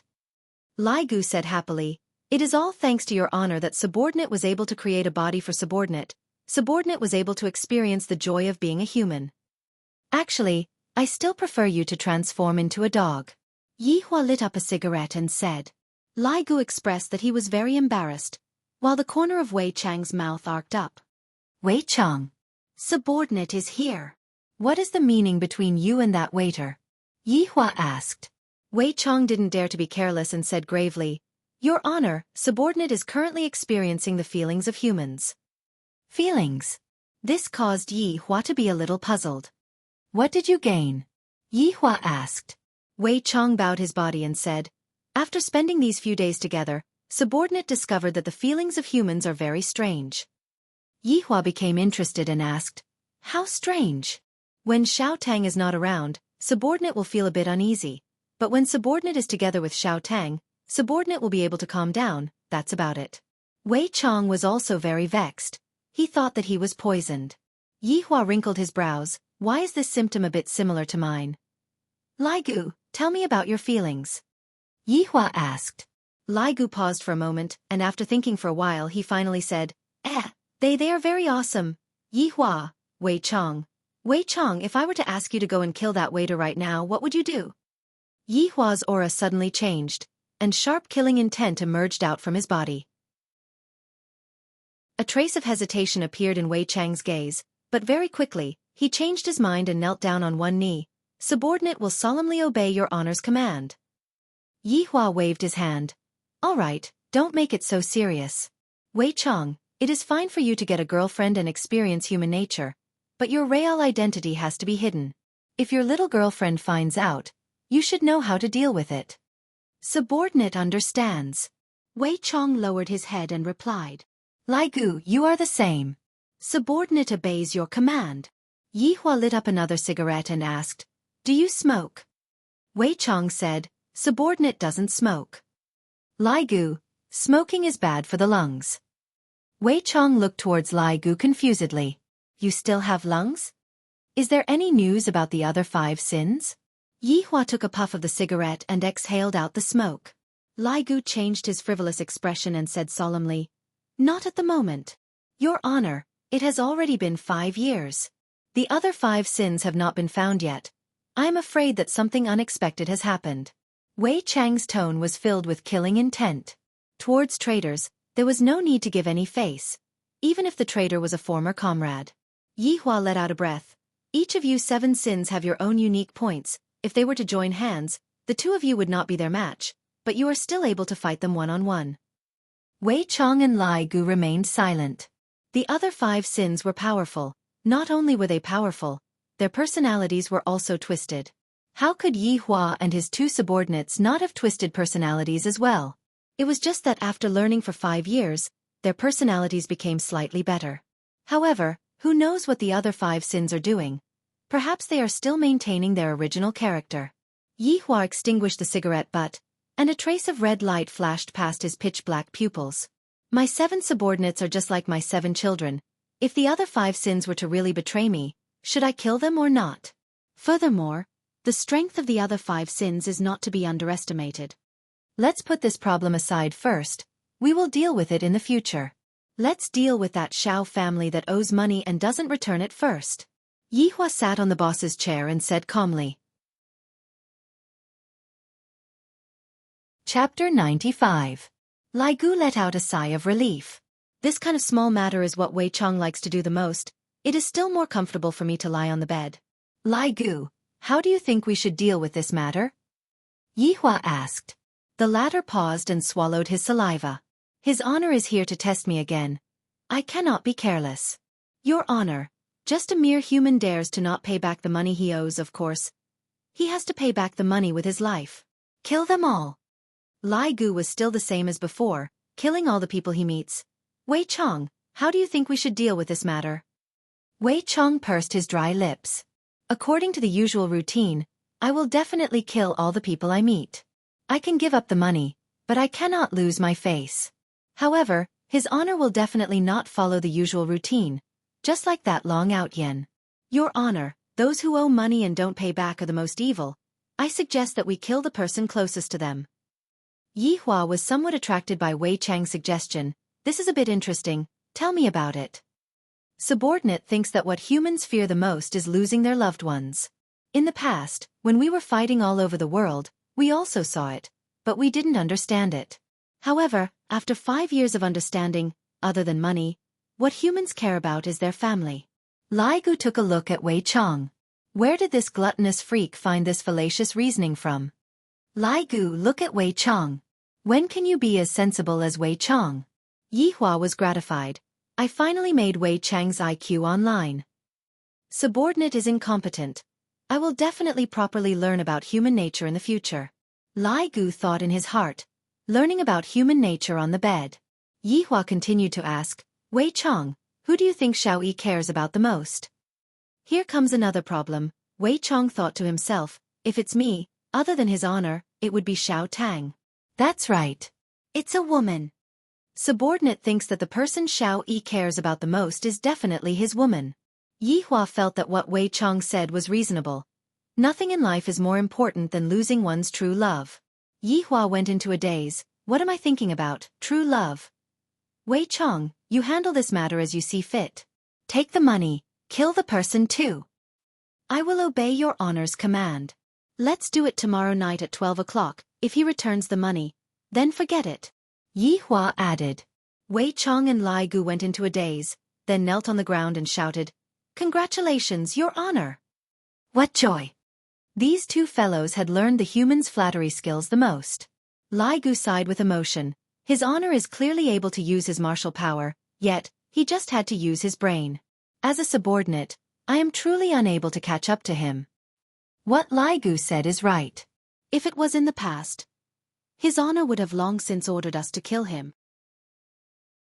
But today, his honor actually said to spare his life. From this, it can be seen that his honor's control over human nature has already reached the pinnacle. Subordinate is blushing with shame. Wei Chang was so excited that he even sprayed out his saliva, and that expression on his face didn't seem to be bootlicking. Lai Gu, who was at the side, was stupefied. This gluttonous monster's performance is pretty good. You all. Yi Hua laughed helplessly. Compared to the past, the current atmosphere was much warmer. Dong dong dong. Yi Hua, are you inside? Qin Ya's voice rang out. You guys go ahead. Wei Chang and Lai Gu bowed and left, then disappeared from the office. Just at this moment, Qin Ya pushed open the door and walked in. When did we come back? Not too long ago. Yi Hua opened the window and let the smoke disperse a bit. Although it was just a small action, Qin Ya's heart still felt warm. Yi Hua, let's go out to eat, watch a movie, and take a walk. All right. Yi Hua let out a breath. The human emotions that Wei Chang spoke of, are they really that mysterious? Could it be that I, the Supreme Overlord, already care about this woman? This is truly inconceivable. Emotions are the most mysterious thing in the human mind. Even a strong person like Yi Hua is about to fall into such a state. It is truly not easy. However, this kind of emotion was still continuously warming up. This was something that the two people didn't expect. Yi Hua admired Qin Ya's courage to be angry and speak out, and Qin Ya liked Yi Hua's concern. Although Qin Ya has a bad temper sometimes, overall, Qin Ya is still considered to be good. The morning sunlight was always so gentle. Without his sister-in-law at home, there seemed to be a bit less joy, but at the same time, it was also a lot quieter. Wake up. Ing monster. Ing. To be honest, Yi Hua rather liked Qin Ya, who was acting coquettishly. Caressing onto Qin Ya's smooth long hair, Yi Hua thought to himself, these days are pretty good. It is a bit better than the lonely days I had in the past. Seeing that Qin Ya was lazing around on the bed and not getting up, Yi Hua could only take forceful measures and directly carried Qin Ya to the washroom. Qin Ya naturally didn't want to comply, and the sound of quarreling immediately rang out. Qin Ya, who lost the quarrel, pouted and went out to buy breakfast, while Yi Hua went to his sister-in-law's bedroom, turned on the computer, and prepared to play games. I still have to practice my skills. No matter what, I have to bring my wife and sister-in-law to eat chicken, and not listen to the two of them complain. And after Qin Ya came back, she saw that Yi Hua was secretly playing games, so of course, she had to join in. In the end, the two of them had to play as a pair, and both of their lunch and dinner were takeaway. Yihua had led my wife astray. Yihua, play one more round, I want to eat chicken. Qingya pulled onto Yihua's sleeve and begged pitifully. Yihua pointed towards the clock. Look at what time it is already 11:30 a.m., don't you want to sleep anymore? Please, please, play one more round. You have been saying that you will play one more round since 10 a.m. You are already a person who is going to be a mother. Really, this is definitely the last round. After playing, let's go to sleep. Qingya opened her big watery eyes and even learned from her little sister to act cute, simply refreshing Yihua's understanding of her. This was also under the situation where Qing Yutong was not present. If she was present, Qingya would definitely have the appearance of a big sister. This way, she would appear to have a deterrent force, and in the end, Qingya was slowly accepting Yihua. Yihua let out a breath. One more round. Thank you, hubby moi. Kiss my face full of saliva. TSK, TSK, TSK, this beauty here kissed you and you still dislike it. You can play by yourself. Don't, hubby, I know my mistake. Only a capable man can bring his wife to eat chicken, and Yihua actually forgot about the proper business. Luckily, Wei Chong still remembered. Wei Chong, who was currently on the first floor, looked at the clock. It is almost midnight. I still have to collect what I should collect. Walking to the toilet, he closed the door and called out, Death Mage! Within a villa in Longan City, Death Mage was currently drinking beer and watching the match between Germany and South Korea. Isn't it obvious that Germany is going to win? Death Mage decided to gamble one more time, betting on Germany to win. Just when the match had just started, he received a summon from his master. This was the hardest time to make a decision in one's life. Death Mage chose his master, but where did his scythe go? Finally, Death Mage found his scythe at a corner of the kitchen. Dust had already gathered on it. I have to wipe it. I can't let my master find out that I am slacking off. According to my master's orders, I am currently guarding that long out yen. Chapter 96. Master. Death Mage respectfully lied on the ground and shouted out, hoping that his master would quickly give the order, I still have to go back and watch the match. Wei Chong wrinkled his brows, however, he did not ask too much about it. There is a Xiao family in Zijin City, and the family head, Xiao Yi, owes his honor 50 billion. Go and get the money back. Other than that, kill his most important woman. Do as you see fit. A mere trash dares to owe his honor money, and even caused master to be so vexed. How can killing a single person be enough to appease his honor's anger? I would like to be so bold as to request to kill his entire family. The corner of Wei Chang's mouth twitched. Wasn't this line used by him in the past? It seemed like he really wasn't as bloody as he was in the past. How can you change his honor's orders as you wish? Wei Chong shouted out lightly. What an unruly fellow. This subordinate deserves to die. As soon as it's midnight, you can make your move. Death Mage did not dare to ask too much about it. Why did they have to wait until midnight before taking action? This is truly strange. The opponent's strength is not bad. Wei Chong warned before opening the door. Master, don't worry. Subordinate will definitely get back his honors 50 billion and a life. Go. Yes. When Wei Chong walked out of the toilet, he just happened to see Tang Wei walking over. Uncle Wei, Tang Wei called out sweetly as a blush appeared on her cheeks. Xiao Tang, when we close the door, Uncle Wei will treat you to supper. Wei Chong said with a smile.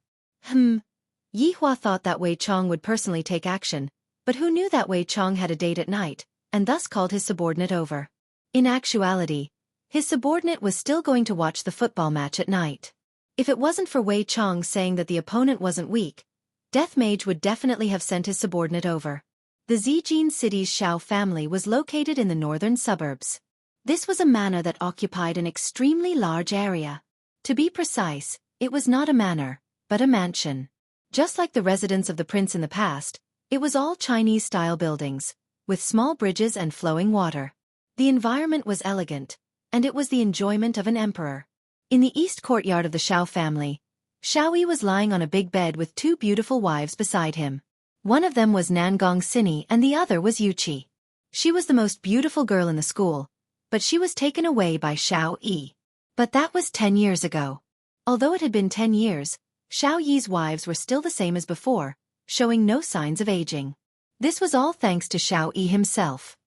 Big brother Xiao, you're finally willing to accompany me today. Yu Qi stretched out her index finger and drew circles on Xiao Yi's firm chest. Nangong Sini laughed softly. Brother Xiao, little sister Yu is hungry and thirsty. You have to feed her until she's full tonight. Sister Sini, why do you have to tease me every time? Nangong Sini lifted Yu Qi's chin and said, Because I like you. I hate you, Xiao Yi chuckled. He was also watching the match, but his thoughts were restless. He felt that something big was going to happen tonight, and it had been a long time since he had such a feeling. Brother Xiao, what's wrong? Do you feel uncomfortable anywhere? Why don't I ask Sister Xu Nan to take a look at you? Xiao Yi shook his head. There's no need. Besides, I was the one who taught Xu Nan his medical skills. I know my body well. Brother Xiao, why don't you rest early?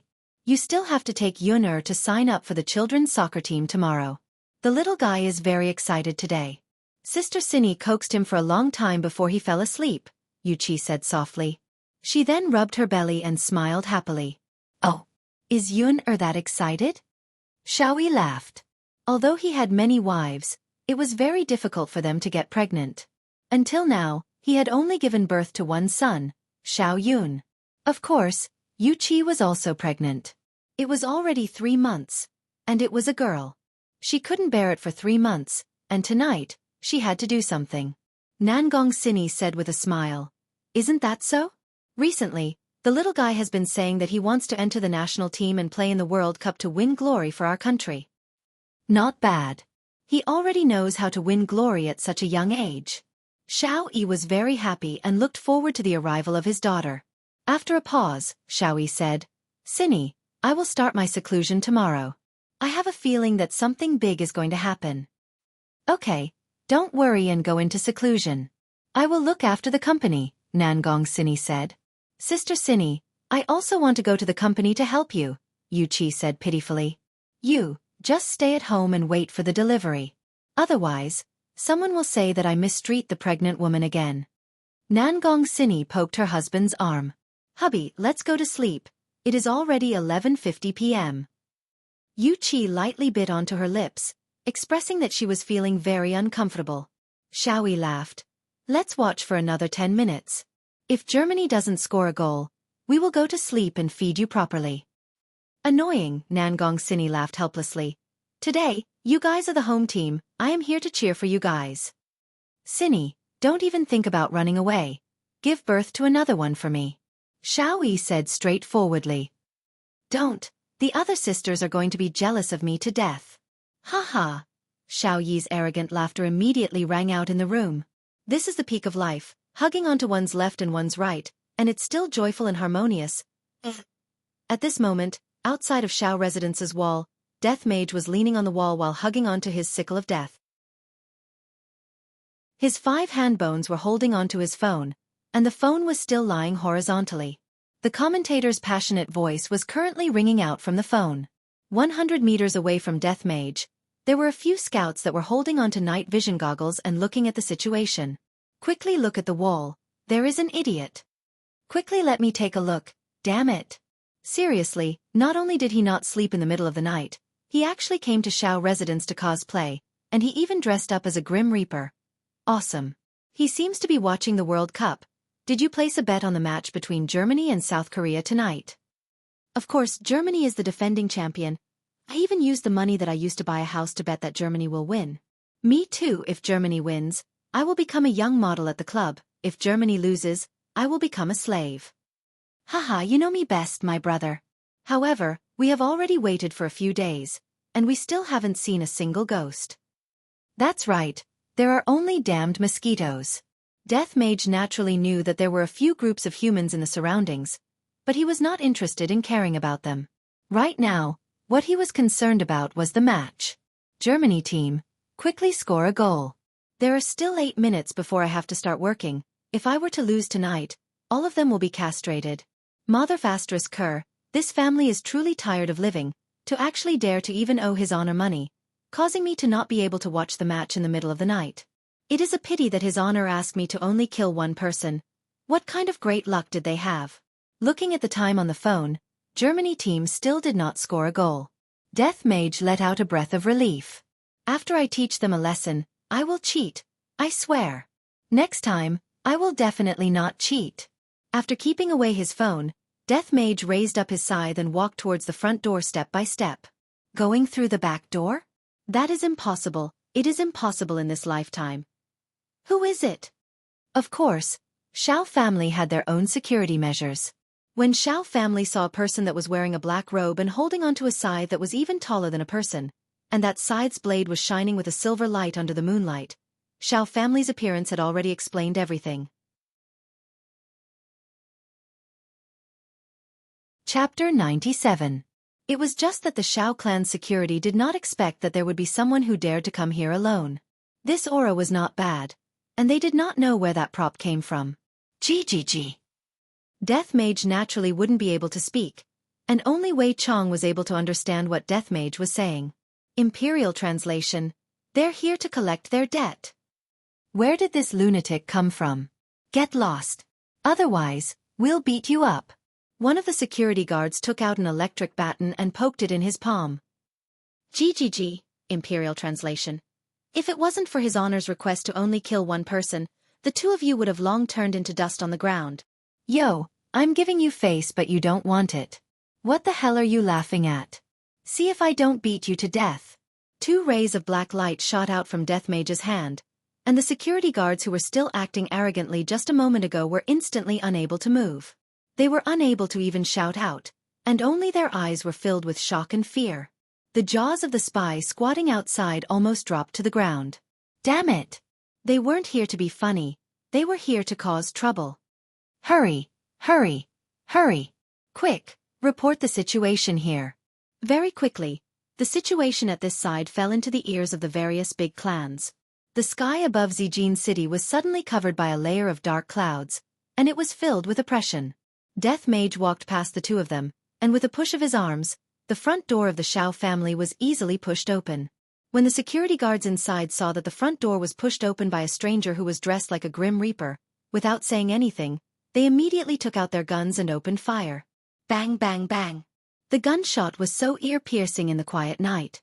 Xiao Yi had just turned off the lights, and Yu Qi's underwear was already down to her knees. Suddenly, there was a gunshot.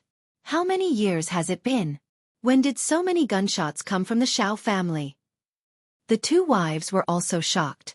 Nangong Sini immediately turned on the lights. Brother Xiao. Xiao Yi put on his pajamas and frowned. Don't come out, I'll go take a look. Be careful. The two girls warned. They were wondering who had come to the Xiao clan. How audacious of him. However, the gunshots outside became less and less. Soon, it became quiet. The two women looked at each other and relaxed. It seemed that Xiao Yi had been taken care of. Let's go out and take a look. Nangong Sini said. Yes. Yu Qi put on her pajamas and followed beside Nangong Sini. When she went out, she saw 4 beautiful women walking over. It seems like they are all Xiao Yi's wives. His luck with women is really not shallow. The 6 wives slowly came to the front yard, and the strange scene made them suck in a breath of cold air. All the security guards seemed to be frozen, motionless, and their eyeballs could move, but all of them revealed a look of fear. In the middle stood a man in a black robe, holding an enormous scythe. Because he was covered by the black robe, his face could not be seen clearly. His husband was standing 10 meters away from him. There was a stone bridge between them, and the sound of flowing water was particularly dull. Xiao Yi's expression was heavy. This person's ability was probably on par with his. Where did such a person come from? Why didn't he know anything about it? Moreover, what was he doing here? What enmity did he have with him? May I ask why you have come to visit so late at night? Xiao Yi shouted in a deep voice. His aura continued to rise.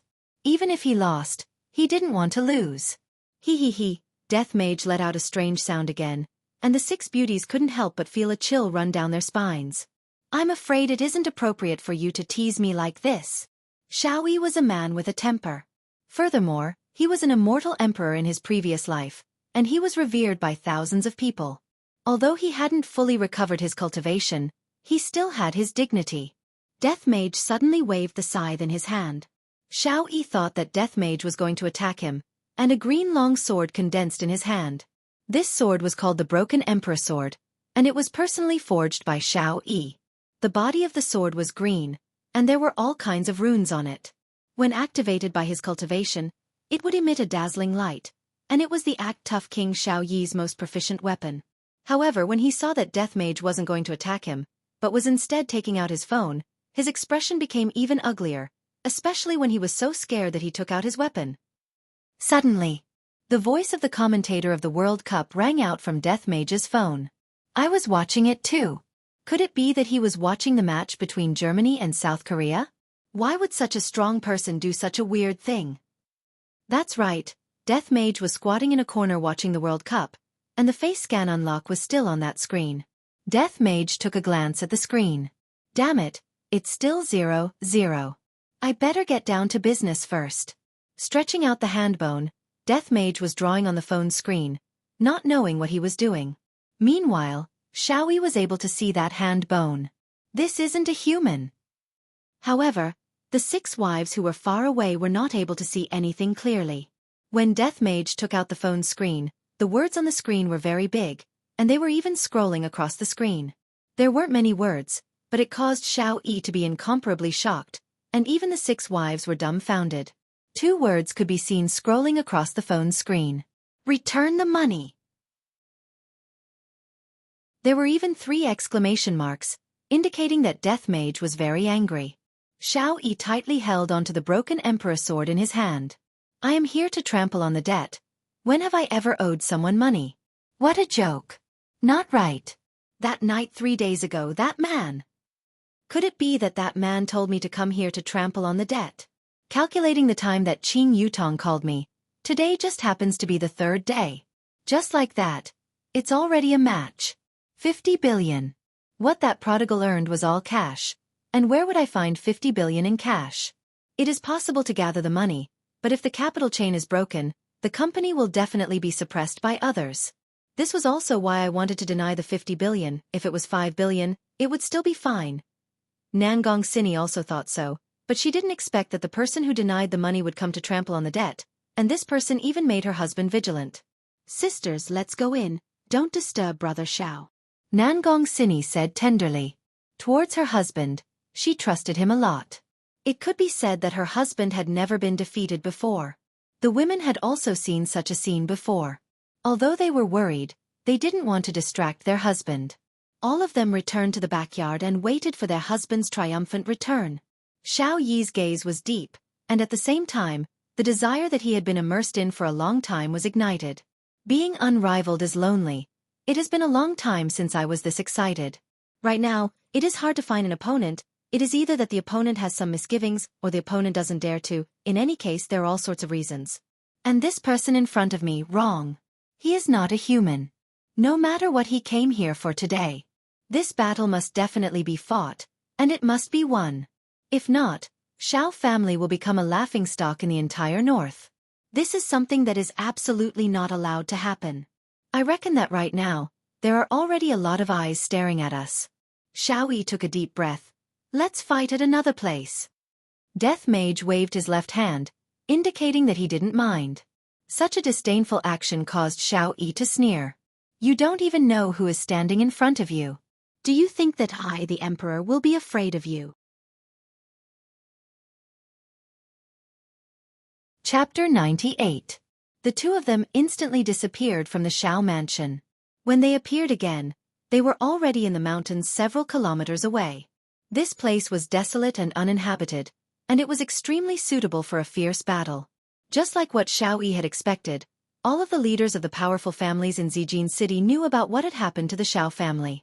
At first, he thought that it was just a joke, but he didn't expect that the other party was actually serious. At the other side of the northern suburb of Zijin City, there was a manor that was very modernized. And under the surface of this modernized manor, various kinds of mechanisms were concealed, and all of them were personally designed by Tang Wushuang. That's right. This was Tang Wushuang's home. At this moment, Tang Wushuang had also received the news from his subordinate, and he seemed to be very surprised. There is really someone who dares to provoke Xiao clan. Was that man inflated?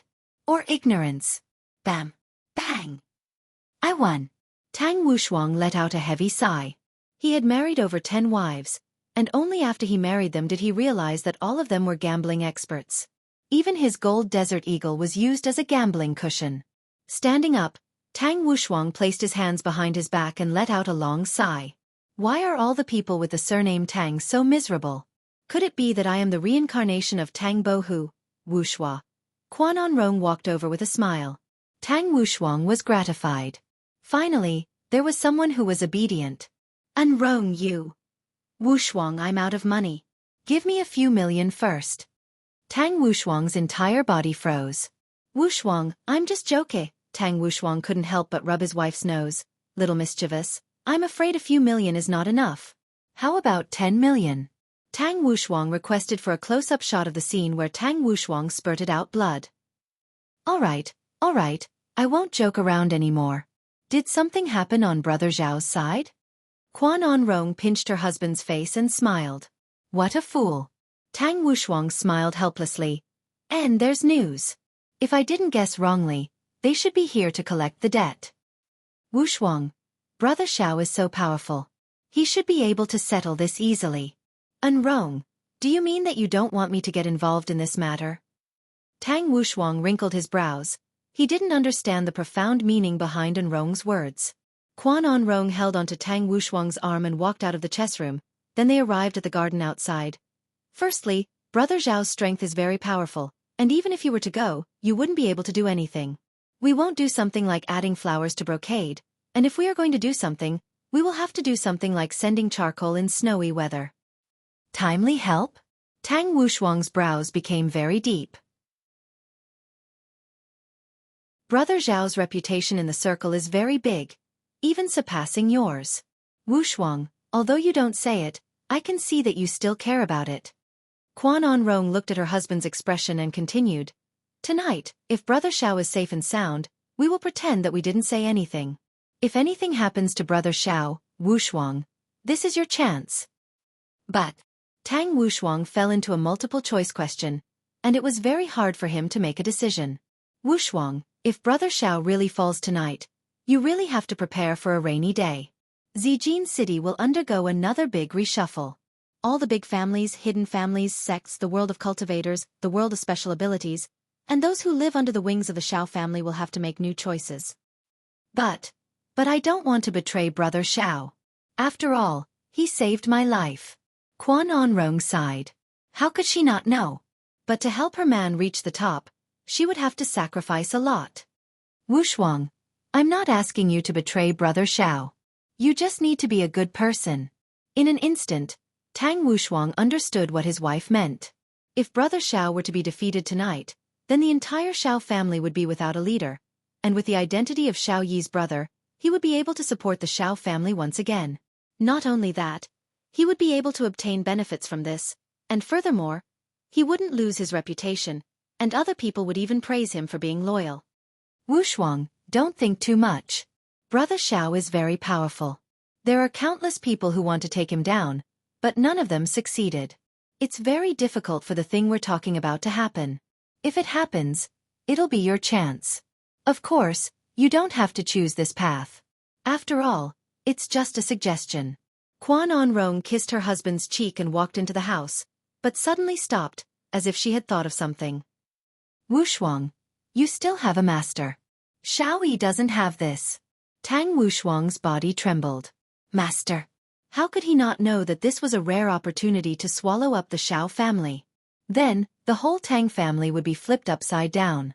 At that time, the Bai family would be nothing, and there would still be those aristocratic families eyeing them covetously. But the prerequisite was that Xiao Yi had to die. The probability of that was even lower than winning the lottery. And in the western suburb of Zijin City, there was a castle. Looking at it from afar, it looked very much like the vampire castle that was shown in the movies. Furthermore, if one wanted to enter the castle, one had to pass through a drawbridge. This was the place where the Bai family lived, and the woman who lived here was Bai Cixin, who was known as the Beauty of the North. In the living room of the castle, 2 men and a woman were sitting on a sofa that was as red as blood. The woman was Bai Cixin. Just like her name, her skin was extremely white, and even the clothes she was wearing were white as well. On her head, there was a white scarf, which added a sense of mystery to her. On her delicate hands, she was wearing a pair of white gloves. And she was sitting on the main sofa, and the two men were sitting on both sides of her. There was no need to talk about the status of the family. Right now, she was holding onto a teacup, and with her bright red lips, she was tasting the newly grown Maojian tea. Debao, don't buy this kind of tea anymore in the future. You know that I'm used to Dahongpo tea. Bai Cixin lightly placed down the teacup. She didn't care about how much this tea was worth at all. In Bai Cixin's heart, there was only good and bad tea. Wang Debao laughed embarrassedly. Wife, recently, Dahongpo tea is in short supply. If you want to drink it, you will have to wait for a while. Look for the person who is hoarding the goods. Bai Cixin said faintly. Killing intent surfaced in her tone. Wang Debao liked his wife's aloof look, because at night, he would be aloof and aloof. Wife, you have the final say. Bai Qi, who was sitting at the side, was very melancholic. He didn't care whether it was Maojian tea or Dahongpo tea. In any case, it was bitter. Big sister, how are we going to deal with Long and City? Bai Cixin said lightly.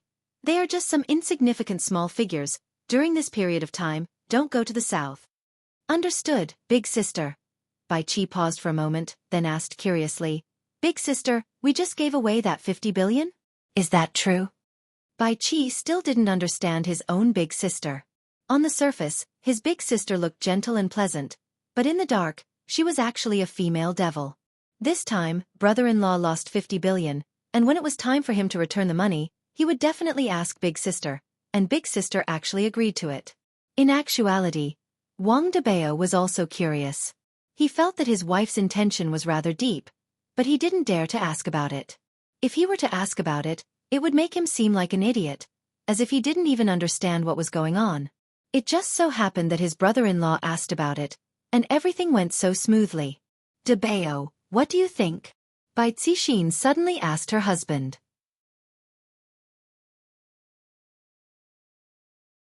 Chapter 99. Wang Debao's fingers subconsciously started trembling, and both of his legs were trembling. Why did she suddenly ask me this question? She's not playing by the rules. How can us men understand the wife's far-sightedness? The wife's thoughts are as fine as a needle and meticulous. How can a husband dare to guess the wife's intentions blindly? In any case, everything that the wife says is right. Even if she is wrong, she is still right. Wang Debao felt that he had never felt so refreshed before. His bootlicking was done in one go, and there was no pause in the middle. Bai Qi couldn't help but give a thumbs up. Brother-in-law's desire to live actually made his choice of words a lot sharper. Awesome.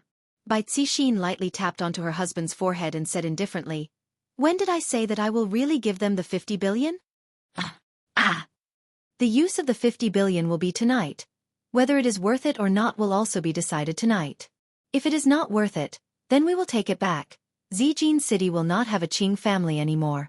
If it is worth it, then it couldn't be any better. The two men were stupefied. My dear wife is wise. Big sister is formidable. The two bootlickers. Perhaps, the world might change tomorrow. Xiao family and Tang family seem to be in an alliance, but who would be willing to lower their head to the other? This is truly becoming more and more interesting. Bai Cixin shook her head, then rubbed her thumb and index finger together. Let's wait for the result tomorrow morning. Bai Qi, you should sleep early. Hubby, let's go back to our room. Okay, Wang Debao said happily. There is nothing more pleasurable than being able to press down on my wife. Looking at big sister and brother-in-law leaving, Bai Qi couldn't understand. Why does big sister like Wang Debao? This is truly depressing. However, not only Tang family and Bai family were discussing. Right now, many big figures had woken up from their dreams and were waiting for the result so that they could prepare for their next move. The debt collection this time around was not only a matter of money, it was also related to the interests of a lot of people. Among them, there was more than 50 billion, and Yihua's carelessness caused ripples to appear on the surface of the calm lake. The ripples were gradually forming into ocean waves. The temperature in the mountains was a bit low, but the killing intent that was being emitted out from Xiao Yi's body caused the temperature to drop once again. The tense atmosphere continued to condense, and a wave of killing intent spread out in all directions. Although the broken emperor sword in Xiao Yi's hand was not unsheathed, There was a sharp and fierce sword Qi that was pressing towards Death Mage. Although Xiao Yi was only wearing a nightgown, Xiao Yi was like a king. As long as he waved the broken emperor sword in his hand, heads would roll and blood would float around. However, this kind of aura was completely useless against Death Mage. However, Death Mage was a ranged fighter, while Xiao Yi was a melee fighter. It was clear that Death Mage was at a disadvantage. Adding on the fact that Xiao Yi was not an ordinary person, he had a lot of battle experience. It was very easy for him to find the opponent's weak point and deal a fatal blow. However, the Death Mage was not just for show. Although the Death Mage had developed a bad habit of betting on football matches, its battle prowess was not to be underestimated. Wei Chong had even said before that the number of experts that had died in the hands of the Death Mage were innumerable, because they had all committed the same mistake, and that was underestimating their enemies. But this time, Death Mage's opponent was an immortal emperor. Although he hadn't reached the peak, it was enough to make him suffer. Furthermore, this time, it wasn't that others were underestimating their enemy. It was Death Mage who had started to underestimate his enemy. Because Death Mage felt that there was no one powerful enough on this planet, even if it was the person in front of him. I don't care if you're here for your debt or your life. Today, you will become a dead soul under my sword. Xiao Yi was not an ordinary person, and he wouldn't wait for his opponent to make the first move. A bright light burst out from Xiao Yi's eyes, and in the blink of an eye, a sword light flew towards Death Mage. Like a ghost, the sword light flew straight towards Death Mage's forehead. When experts were fighting, they definitely wouldn't use their strength at the start. Instead, they would use probing attacks, just like what Xiao Yi was doing. Don't look down on Xiao Yi. If it was Tang Wushuang, he would have to deal with Xiao Yi properly. Although Death Mage looked down on Xiao Yi, he didn't dare to easily receive Xiao Yi's sword attack. What Master said is indeed correct. This man's strength is indeed formidable.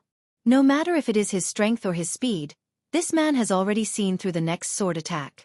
Xiao Yi's gaze became serious. As expected, this man is an expert. Xiao Yi gave up on stabbing towards Death Mage in front of him, and instead, turned around and slashed towards Death Mage. Emperor Broken Sword immediately blossomed with a dazzling light, forming a sword Qi that slashed towards the air. The air in front of Xiao Yi immediately flared up, and the trees in front of Xiao Yi were all sliced into two. Death Mage, who was behind Xiao Yi, gradually disappeared and reappeared not far away from Xiao Yi. His body had already been sliced into two by the sword Qi.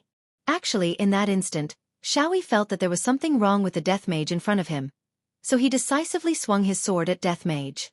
Looking at the Death Mage who was sliced into two, Xiao Yi once again felt the loneliness of being invincible. This Death Mage is already the most formidable opponent that I have met in these few years, and he actually almost tricked me. Luckily, I reacted fast enough, otherwise, I would have made a fool out of myself. This person is not that great, but tomorrow, it should be my turn to go and trample on the debt. This debt is much bigger than 50 billion. Qing family. You guys better prepare to receive my, Xiao Yi's, fury. Beep. Just when Xiao Yi started fantasizing about himself torturing the Qing family, a black lightning struck toward Xiao Yi. Xiao Yi didn't have enough time to dodge, so he used his sword to block the attack, and the runes on the hilt of the sword released a light shield. The black lightning instantly collided with the light shield. There was no bright light, the two of them disappeared at the same time, and it seemed like the light shield was cancelled out. Xiao Yi's expression was gloomy, and looking at the black figure who was not far away from him, he raised his arm and pointed his index finger at Xiao Yi. That disgusting sound came out from his mouth, as if he was laughing at Xiao Yi. However, Xiao Yi was indeed fooled. The one that Xiao Yi killed just now was only an illusion, and Xiao Yi's real body was nowhere to be found. Furthermore, a layer of the runes on the broken Emperor sword had also been used up. Immediately, Xiao Yi's nightgown fluttered even though there was no wind, and the aura that Xiao Yi was emitting was still continuously rising. Even the leaves on the ground were starting to float into the air.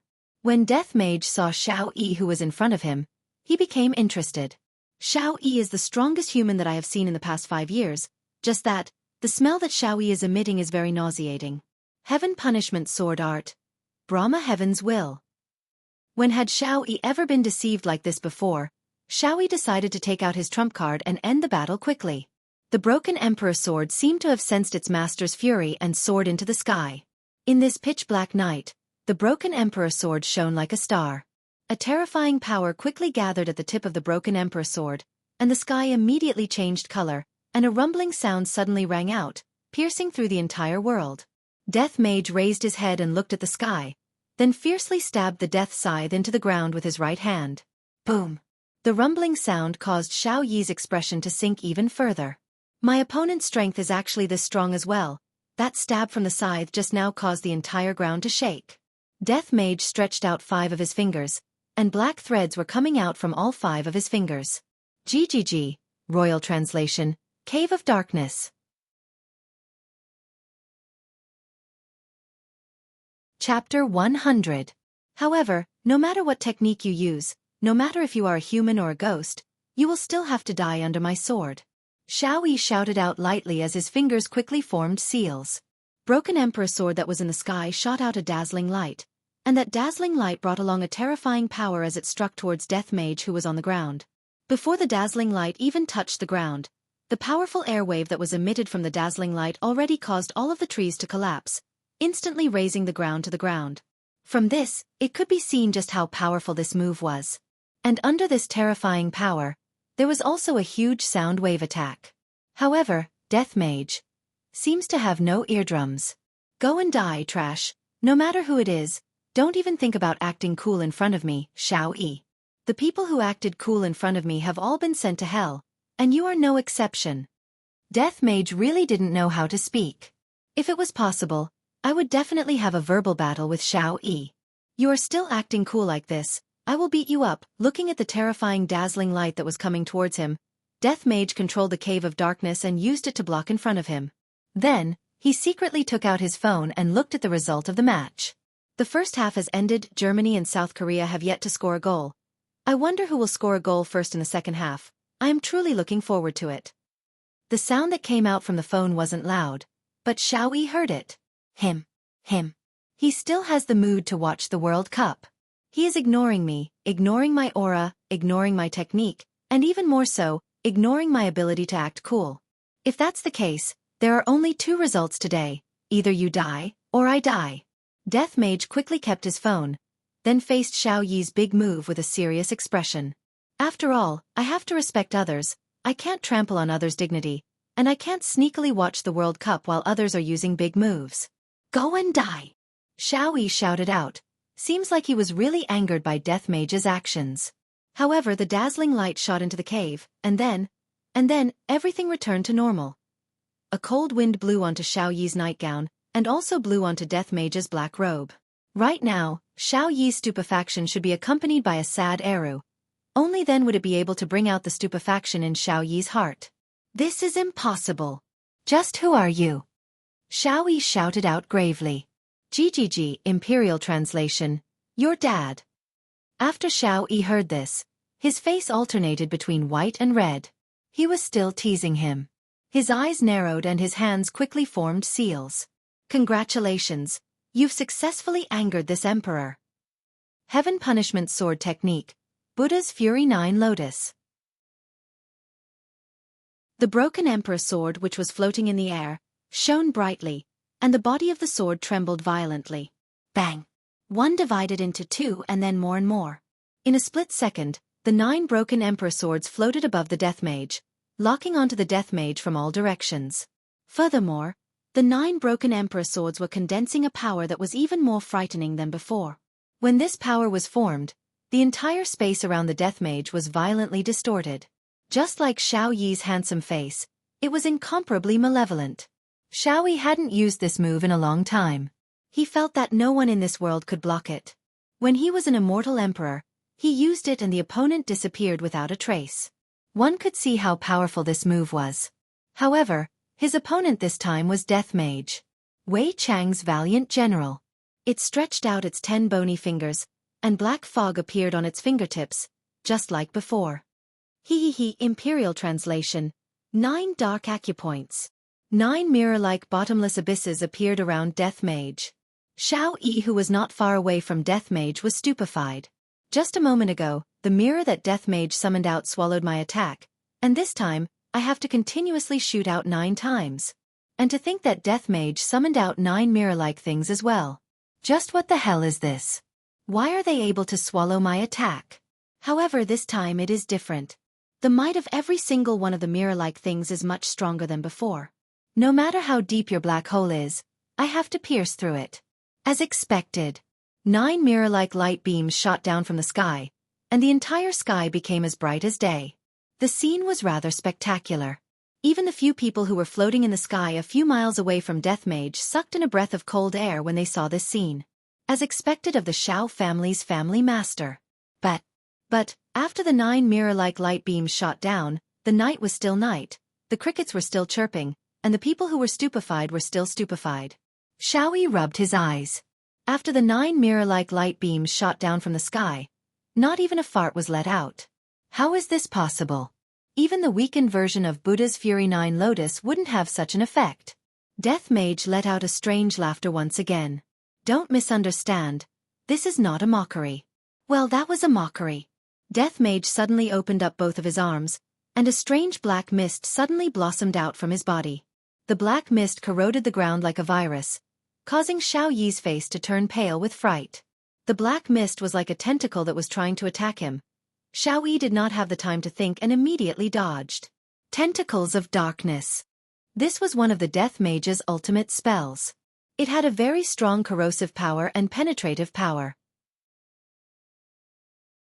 As long as one was entangled by it, they would suffer a fate worse than death. Moreover, this was a tentacle, and it was big, thick and round. Xiao Yi had never seen such a technique before. He had clearly cut it off, but the tentacles immediately grew back. No matter how he dodged, there were always many tentacles blocking his way.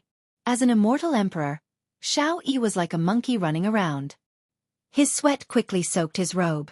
In a split second, Death Mage grabbed hold of Xiao Yi's weak point and controlled his tentacles to form a big fist and punch toward Xiao Yi. Bang! Xiao Yi's body flew out like a cannonball, breaking all the trees along the way. Boom! Xiao Yi fiercely crashed onto the side of a mountain, causing the entire mountain to sway, and all the birds and beasts on the ground to jump in fright. Death Mage picked up the scythe of death that was stabbed into the ground and slowly walked towards the place where Xiao Yi had fallen. Today's mission was not to kill him, but to kill his woman in front of him. I reckon that this kind of feeling will definitely be extremely pleasurable. How did Master think of such a move? More and more people gathered over.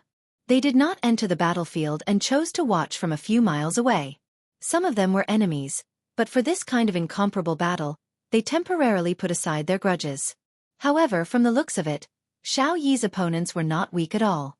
Among these people, there was a man and a woman who were wearing light muslin, and with just a look, one could tell that they were cultivators. Senior Marshal Brother, Xiao family might be in trouble. We should go back and report this to the sect head. Junior Marshal Sister, the sect head had already come to an agreement with Bai family. There is no need to worry. Bai family. Senior Marshal Brother, Bai Zixin is not a good person.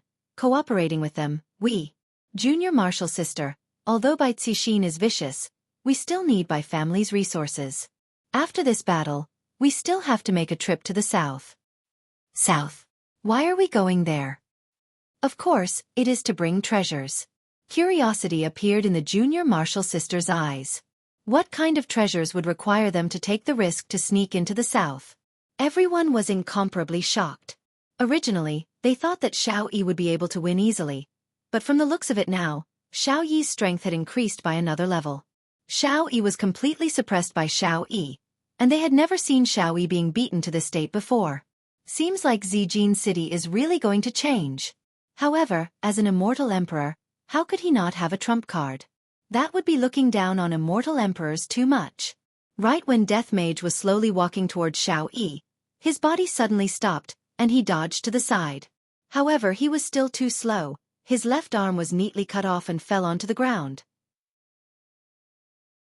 Right now, Xiao Yi was wearing a golden gown and silver armor, and his hand was holding onto a golden long sword.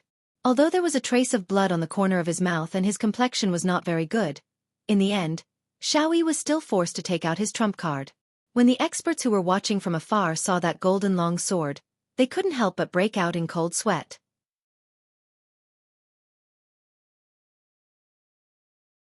Chapter 101. When the spectators in the distance saw the Shenyuan sword, they all gasped. A few years ago, there were rumors that the Shenyuan sword had appeared. Who would have thought that it would fall into Xiao Yi's hands? If it wasn't for the fact that he was so strong today, no one would have thought of this. This Xiao Yi really hid his strength deeply, and that armor he was wearing was definitely not ordinary. This trump card was simply a king's trump card. Looking at his opponent, he had lost an arm due to his carelessness. Other than the black robe and the sickle in his right hand, he had nothing else on him. The difference in equipment was too big. Not only would Xiao Yi not lose tonight, but he would also become famous. His reputation would be even higher than before, and the Xiao family's status would also rise because of this battle. Not to mention the other chain reactions. In actuality, the majority of the spectators hoped that Xiao Yi would lose. The current situation required a breakthrough, and tonight was a rare opportunity, just that right now. At this moment, Xiao Yi was holding the Shenyuan sword. The sword was releasing a faint light, and with his golden robe and silver armor, he was like a god descending to the mortal world. Just standing there would cause people to feel fear. But Xiao Yi was shocked. That sneak attack just now could have killed the opponent, but the opponent had discovered it. It was just a broken arm, and from the looks of it, it didn't seem to be of much use. However, he had already taken out the Shenyuan sword and the mystic tortoise strange armor. One was shockingly powerful, while the other had explosive defense. He didn't believe that he couldn't kill this skeleton. I didn't think that I, Xiao Yi, couldn't be low-key anymore. After tonight, the Xiao family will definitely rise to glory once more. Although the plan has been brought forward, it is not a big deal. Let the world witness the true strength of this emperor. The skeleton in front of him was only a stepping stone for him to reach the pinnacle, nothing more. Death Mage turned his head around and took a look at the severed arm on the ground. He felt very surprised, but at the same time, he was also very excited. This human in front of him had finally aroused his desire to fight. He picked up his severed arm and placed it to the side. Then, he took off his black robe and carefully placed his precious phone on it. However, he still couldn't help but open it to take a look. It was still a score of 0. God damn it! Xiao Yi silently looked at Death Mage's actions. However, when he saw Death Mage turning on his phone again and hearing the commentator's voice, Xiao Yi felt like his lungs were going to explode from anger. This was a very serious battle. Could they keep their hearts on it? But looking at the skeleton, there was no heart at all. How could such a creature appear in this world? It was unimaginable. The spectators also felt a chill down their spines. They had seen skeletons before, but they were just small evil spirits that could be poked to death with a finger. However, the skeleton in front of them had refreshed their worldview. Could it be that it was a Bone King? A divine artifact like the Shenyuan sword could only cut off one of its arms. Unbelievable! With the death scythe in his hand, Death Mage walked toward Xiao Yi and stopped 10 meters away from him. GGG, Royal Translation. Since you're good at close combat, I'll play with you. The Death Mage was definitely a high-ranked magician, and his specialty would definitely be magic attacks. However, the Death Mage was a bit of a slouch. Actually, every magician had the heart of a warrior in their heart. Kakik. Royal Translation. High-level power enhancement. Kakik. Royal Translation. High-level speed boost. Kakik. Royal Translation. High-level long-lasting support. Kakik. Royal Translation. Top-notch defense enhancement. Xiao Yi stared blankly at the Death Mage who was crying out weirdly. However, every time the Death Mage cried out, a different light would appear on its body. After the light flashed for more than 10 times, Xiao Yi finally came back to his senses. This skeleton was very weird, but Xiao Yi also discovered that the Death Mage needed to chant when it was releasing magic. As long as the distance between the Death Mage and the Death Mage got closer, Xiao Yi would be able to gain the upper hand. As for the Death Mage's scythe, I reckon that the Death Mage's scythe is just a decoration. Right now, Xiao Yi's speed was a few times faster than before, and he immediately disappeared from where he was standing.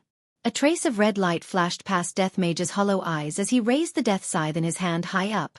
Boom! A majestic black light soared into the sky and broke through the dark clouds above.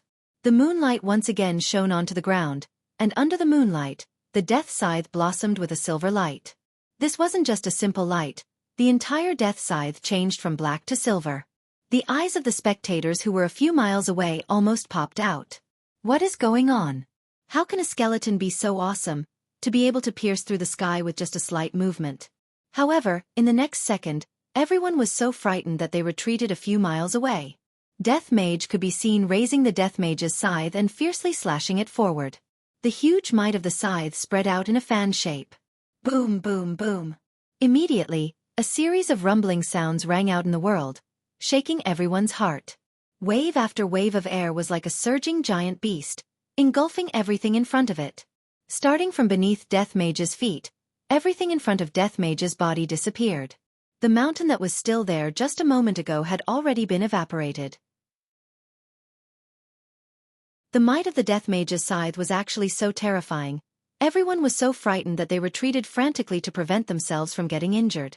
However, Xiao Yi's figure gradually appeared and stood steadily in the sky. The mystic tortoise armor blossomed with a bit of light, and the cloak on his back slowly fluttered. The spectators couldn't help but swallow a mouthful of saliva. Such a powerful might, and he is actually not injured in the slightest. As expected, Xiao family's family head is formidable.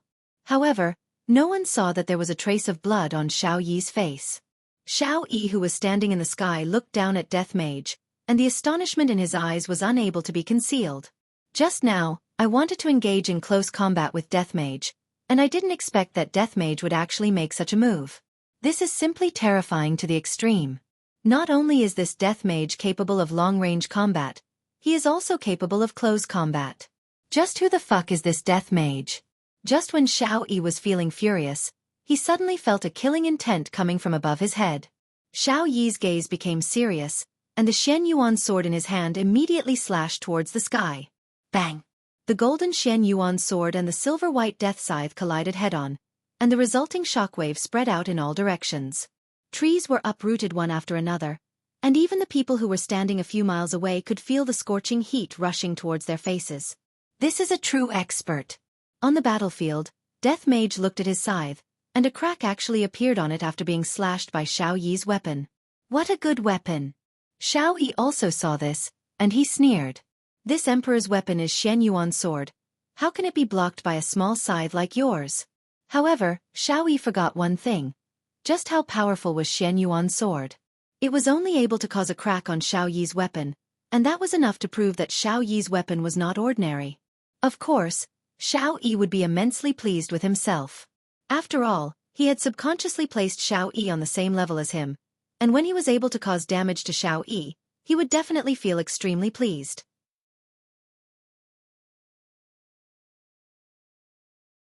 Chapter 102. When it comes to close combat, Xiao Yi was indeed a veteran. Death Mage was being a little too careless in this aspect. It was clear that he was underestimating his opponent. However, Death Mage, who had all sorts of buffs, was not someone to be trifled with. Die! Xiao Yi's killing intent surged. The Xianyuan sword in his hand felt its master's killing intent, and the light on the sword became even more dazzling. The technique that Death Mage was using was incomparably simple. Even a child would know about it. Other than slashing, it was just slashing. Right now, the two of them were competing to see who would reveal a flaw first. However, both of them were people who had been through hundreds of battles. So how could it be that easy for them to reveal a flaw? Not a single person could be seen in the entire battlefield, and one could only hear the deafening loud sounds, and the ground that was collapsing in all directions. The people who were watching the battle were all stupefied. To demand a debt to this extent, there really isn't anyone else who can do this. The two of them immediately separated from each other. The scythe in Death Mage's hand was already severely damaged, and the blade of the scythe was uneven. Furthermore, a few of Death Mage's ribs had been broken, and his situation was not very good. Furthermore, Death Mage seemed to have exhausted a bit of his strength. However, Xiao Yi was not in a good state either. His golden robe had already been torn into pieces, and the mystic tortoise strange armor that he was wearing was filled with cracks, just like a spider web. Without the defense of the mystic tortoise strange armor, how would Xiao Yi be able to withstand Death Mage's crazy attacks? Furthermore, Xiao Yi's current situation was more or less the same as Death Mage's. After a long period of consumption, Xiao Yi was starting to show signs of fatigue. The amount of spiritual qi in his body was also running out. He quietly took out a pill and stuffed it into his mouth. Xiao Yi felt his spiritual energy slowly recovering, but it was useless. He had to finish the battle quickly. Ha! Xiao Yi shouted, and the Shenyuan sword in his hand shone brightly again. Shenyuan art. Furious slash. Xiao Yi's eyes immediately turned golden, and his entire body leapt up high into the air. The sword that he was holding with one hand became a two-handed sword, and the powerful pressure that he emitted caused the ground that Death Mage was standing on to collapse. This time, Xiao Yi didn't attack Death Mage, but the weapon in Death Mage's hand. Because Xiao Yi felt that Death Mage's weapon was on the verge of breaking. As long as Death Mage's weapon was cut off, Death Mage's disadvantage would be revealed. This was the difference between their equipment. Xiao Yi was wearing a full set of godly equipment, while Death Mage's entire body was filled with skeletons.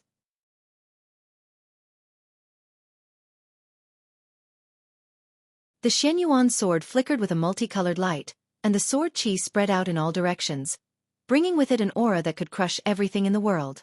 The temperature in the surroundings suddenly rose, and the aura of a monarch was being emitted from the Shenyuan sword, causing people to have the urge to worship it. However, all of this was useless against Death Mage. Right now, he only wanted to wash away his shame, even if he had to pay the price.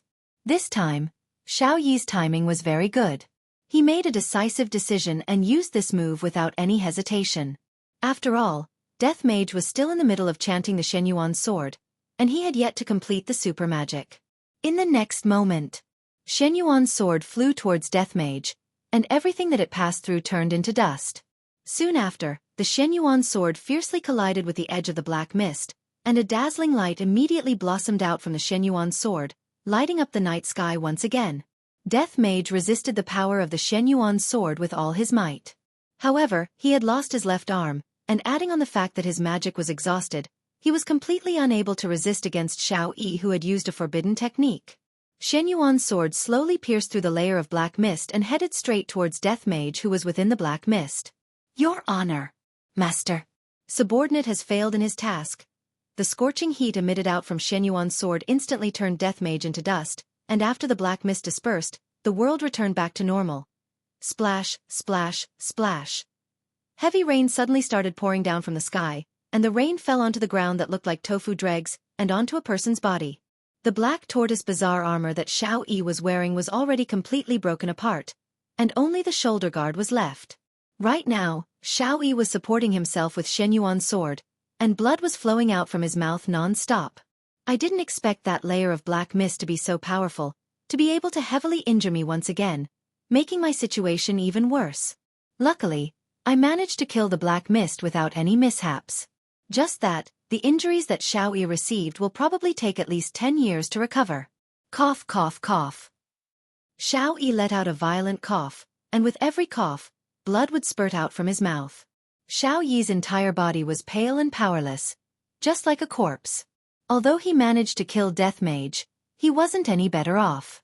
Even his strongest defense, the Mystic Tortoise Bizarre Armor, was shattered, and not to mention the side effects of the forbidden technique, Xiao Yi paid a painful price in exchange for victory. Congratulations to Xiao family head for defeating a strong enemy. We admire you greatly. Congratulations to Xiao family head. We admire you greatly. Xiao family head's heroic bearing is extraordinary. We admire you wholeheartedly. A few figures landed beside Xiao Yi, and Xiao Yi had no choice but to prop his body up and pretend to be very relaxed. Furthermore, he even had to carry a smile on his face. However, this smile of his caused the injuries within his body to worsen, causing him to be unable to vomit blood out. Right now, I am very weak. If they want to attack me, I don't even have the strength to fight back at all. Furthermore, who doesn't want to possess a treasure like Shenyuan's sword? To be able to kill such a strong enemy is more than enough to prove everything.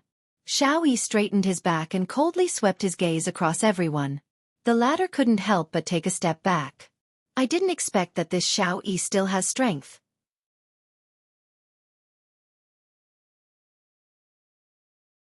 Chapter 103. Enduring the dizziness, Xiao Yi left the scene. Everyone let out a sigh of relief. They were really afraid that Xiao Yi would kill someone. On the way back, Xiao Yi couldn't endure it anymore and vomited blood. After eating a few medicinal pills, he felt a bit better and found a water source to wash his face. He didn't want his wives to worry. Even though he had wiped off the bloodstains, he still exuded a sickly aura, as if he was about to die. After returning to the Xiao mansion, Xiao Yi was in a daze. It was as if he could faint at any moment, as if he was drunk. The 6 wives sat in the front hall, anxiously waiting for their husbands to return. When they saw their husbands stumbling over, the wives immediately went forward to support them. "Brother Xiao, what's wrong? Where are you hurt?" Nangong Sini's expression changed greatly. This was the first time she saw Xiao Yi so weak. "Sini, hurry up and support Brother Xiao. Let me see." The woman who spoke was precisely Shu Nan. Her medical skills were outstanding, and back then, she also fell in love with Xiao Yi's medical skills. Xiao Yi replied weakly, "I'm fine." "Hold him down," Shu Nan said in a tender voice. She placed her delicate hand on her husband's wrist, and her expression immediately changed. It was too heavy. It was already a miracle that he was still alive. "Shu Nan, how is Brother Xiao?" Yu Qi asked hurriedly. Xiao Yi gave Shu Nan a look. Shu Nan sighed. "Brother Xiao is fine. He will be fine after a few days of rest." However, in his heart, he was afraid that he would not recover even after a few years of rest. But the other wives would rather believe this result. In Long and City's midnight snack stall, Wei Chong and Tang Wei sat at the side of a small table, eating skewers. Tang Wei told Wei Chong about the interesting things that happened when she was young, and Wei Chong listened attentively and drank a mouthful of beer from time to time. Instantly, Wei Chong frowned. "Uncle Wei, do you feel uncomfortable?" Wei Chong smiled. "Maybe I drank too much cold beer. I'm going to the toilet." "Uncle Wei, I told you not to drink too much ice. Let me help you over." "Xiao Tang, your Uncle Wei, am not that weak. Just sit here and wait for me." Wei Chong pressed Tang Wei down, and the moment he turned around, his face was extremely black. Death Mage actually died. How was this possible? After walking into the toilet inside the supper stall, Wei Chong closed the door and said in a deep voice, "Evil spirit, Death Mage." A black vortex appeared on the ground. The black robe, the scythe of death with the smell of death, appeared once again. Of course, there was also the skeleton. "Master!" Death Mage shouted out with deep regret, and prepared to greet Yi Hua. Wei Chong shouted in a low voice, "All right, stop kneeling, the ground is very dirty." "What's going on? I told you to collect a debt and kill someone. How did you end up killing yourself?" Wei Chong was unable to understand. Death Mage's strength was not weak. Even if he couldn't defeat Death Mage, he should still be able to run away. Yet he was actually killed by someone. "Master, I'm suffering too." "Master, it is Subordinate who has underestimated the enemy, and has brought shame to his honor and master. Let Subordinate complete this mission, and then use my death to atone for my sins." To be honest, Death Mage didn't want to be summoned by his master again. It was too shameful. This was what it meant to be reckless. He lost completely because of his recklessness. Wei Chang's mood wasn't very good either. If his honor were to know that there was such a process in the mission this time around, I wonder what kind of rage his honor would have. Wei Chong seemed to have already heard his honor's curses. "Enough, I don't want to listen to your explanation. You better keep this matter to yourself. If this matter were to be spread out, the first person that I will kill is you." Who would dare to talk about such a shameful matter to others? Just how shameful would that be? "Master, be at ease, Subordinate will keep my mouth shut." Wei Chong paused for a moment, then asked while wrinkling his brows, "Is that Xiao Yi really that powerful? Even you are not his match?" "Master, that Xiao Yi is indeed not bad. He is the strongest human that Subordinate has ever seen. However, Subordinate did not lose to him. Rather, Subordinate lost to him." Death Mage said embarrassedly. "This is all because Master's requirements are too high. I can't kill Xiao Yi. I can only cripple Xiao Yi. Controlling Xiao Yi is very difficult." Wei Chong couldn't help but slap onto Death Mage's skull. "Who did you learn this kind of conduct from? I will give you one last chance. If you are still unable to complete this mission, then you will have to stay in purgatory forever." "I will obey Master's command." Death Mage held back a stomach full of anger. This damned human actually caused me to be reprimanded by Master.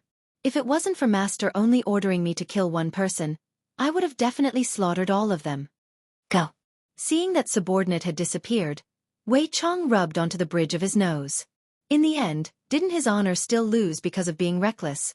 Sigh, which of the 7 sins isn't reckless? In actuality, Death Mage can't be blamed, his understanding of human nature is too little. Perhaps, it is time for him to find a girlfriend. Death Mage expressed that I am not interested in women. I am only interested in balls. Knock. Knock. Knock. Uncle Wei, is your diarrhea very bad? I bought medicine for you just now. Tang Wei knocked on the door and shouted out tenderly. Hearing Tang Wei's voice, Wei Chong, who had a bad temper, gradually relaxed. Opening the door, Wei Chong smiled and said, Xiao Tang, I am fine now. Uncle Wei, why does your complexion look so bad? Let me bring you to the hospital. Tang Wei touched onto Wei Chang's cheek and said with concern. Wei Chong held onto Tang Wei's small hand. There is no need to go to the hospital, I will send you back first. Are you really fine? Tang Wei was still very worried. Wei Chong pinched onto Tang Wei's nose. I am fine. When Death Mage arrived at the scene of the accident once again, he discovered that the damned human had disappeared, and his phone was destroyed as well. Death Mage was simply about to go crazy. That is an Apple X that I bought while enduring the pain in my heart. Not only does this damned human want to pay me back 50 billion and a human life, he also wants to pay me back my Apple X. After finished speaking, Death Mage disappeared from where he was and arrived at the entrance of Xiao residence. The 2 security guards were stupefied. At the front hall, Xu Nan was currently helping Xiao Yi bandage up his external injuries. Xiao Yi's internal injuries could only be slowly nursed back to health. Cinny, I will be going into closed-door training soon, and I won't be able to accompany you and Yuner to register for the tournament tomorrow. Xiao Yi said gravely. After going through this battle, Xiao family will definitely reach new heights. However, I have to recover my strength as soon as possible. Nangong Cinny said concernedly. Brother Xiao, you can go into closed-door training with a peace of mind, I will take care of the matters at home. And with you two here I can be at ease. Xiao Yi stretched out his hand and touched onto his beloved wife's cheek, and doting could be seen within his gaze. Meanwhile, Nangong Cinny was enjoying her husband's caress very much. Gg. Immediately, a strange sound transmitted into the front hall. The tender expression on Xiao Yi's face froze, and the 6 wives turned their heads and looked towards the entrance. Sickle. Black robe. It was a strange sound. Death Mage walked towards the front hall step by step, and stopped when he was 5 meters away from the front hall. The atmosphere in the front hall immediately froze. Xiao Yi looked at Death Mage, who was walking towards him foolishly, and his mind was in a daze. Didn't I turn Death Mage into powder? How long has it been since then? Why did Death Mage come out again? Or could it be that Death Mage has a brother? GGG, Imperial Translation. Are you surprised? Are you surprised? Xiao Yi couldn't be any more familiar with this kind of sound. Why did Death Mage come back to life? Why is it like this? In order to kill Death Mage, I paid a painful price. Why did Death Mage come back to life in an instant? No, this isn't fair. The heavens aren't fair.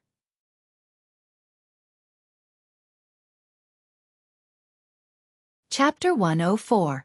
Death Mage stood there woodenly and didn't make any movements. It was as if he was a relative or friend who had come to visit him. However, everyone present knew that he didn't come with good intentions. Xiao Yi's wives knew that they weren't a match for this monster, but they still protected him. If he wanted to die, he would kill them first. If Lai Gu was here, he would definitely take Xiao Yi in and train him well. Lai Gu wasn't a picky eater, and furthermore, all of Xiao Yi's wives were beautiful and alluring. It was a pity that Death Mage wasn't interested in them. Get out! You're not welcome here. Yu Qi didn't know where she got her courage from, but she shouted in a deep voice. Xiao Yi propped himself up from the chair. He was afraid that he would be doomed tonight. Let them out. Your opponent is me. Xiao Yi coldly said. However, the moment he spoke, his wound opened up and blood flowed out from the corner of his mouth. Brother Xiao, you can't fight anymore. Xu Nan immediately supported her husband and used her white sleeves to wipe off the bloodstains. Her eyes were filled with worry. Yu Qi nodded. Brother Xiao, although we don't know much about martial arts, we can still fight with this monster. Xiao Yi gasped for breath. Now wasn't the time to be a hero. He had to run as fast as he could. Why are you so disobedient? Let's go. Xiaoyi cried out in pain. He didn't know that he would have such a day. In the past, it was always him who made others suffer, but now it was his turn. Was this heaven's retribution for him? Nangong Sini supported her husband and said softly, "Brother Xiao, even if we die, we will die together." Yes, that's right. The eyes of the 6 women were firm. They did not wish to be born on the same day, but they wished to die on the same day. Why are you doing this, Sini? Take good care of Yuner. Yuchi, be a good girl and give birth to your daughter. Xiao Yi's tone was almost pleading. However, the girls had already made up their minds. If they were to die, they would die together. Do you want me to kneel down and beg you?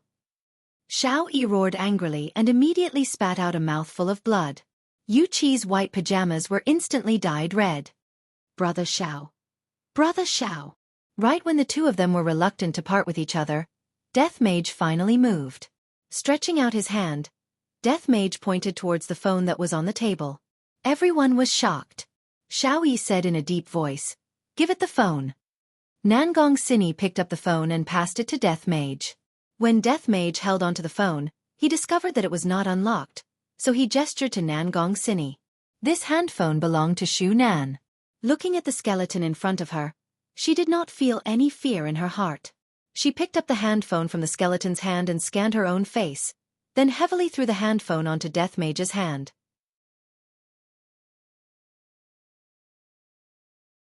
That is his honor's money. Just thinking about it makes me scared. Death Mage turned his head around and took a look at the beauties. The things that are on their necks, fingers, and wrists, those things seem to be quite valuable. Xiao Yi's wives naturally noticed Death Mage's gaze. Although Death Mage doesn't have any eyeballs, they were still able to feel that Death Mage was looking at their bodies. This shameless skeleton. Death Mage hugged onto his scythe and walked here and there. Sometimes, he would even walk to the side of the 6 women and look at their progress. Death Mage was acting just like a loafer. Xiao Yi found it hard to believe that he would lose to an opponent like this. Death Mage doesn't even have a bit of the demeanor of an expert. In any case, I have killed you once, but you don't even look at me. You are simply a bastard. Did your hatred get eaten by dogs? About half an hour later, Nangong Sini finished drafting the transfer documents, and even stamped her official seal and signature on the documents. Nangong Sini handed over the documents and said coldly, "The market value of these 3 companies is more than 50 billion. Only more, no less." Death Mage didn't even look at the documents and kept them into his bosom, then pointed at the beauties. The 6 beauties couldn't help but take a step back. Xiao Yi even slammed the table and stood up, but very quickly, he vomited out a mouthful of blood and sat back down. Right now, Death Mage just wanted to say, "The thoughts of you humans are too dirty." After Death Mage signaled to the women finally understood. This skeleton wants jewelry. However, these jewelry were all given to them by Xiao Yi. Although they were a bit reluctant to part with these jewelry, but no matter how reluctant they were, they still had to hand over the jewelry. Death Mage happily kept the jewelry, then picked up his phone and tapped on it again. He was preparing to do one last thing. Death Mage took out his phone. Collect interest. Xiao Yi and the others cursed at Death Mage for being shameless. These 3 companies are all worth more than 50 billion, and yet, Death Mage still wants to collect interest. However, when Xiao Yi saw the last few words on the phone, his heart sunk. 1 life. Death Mage seemed to have forgotten something as he typed out another message.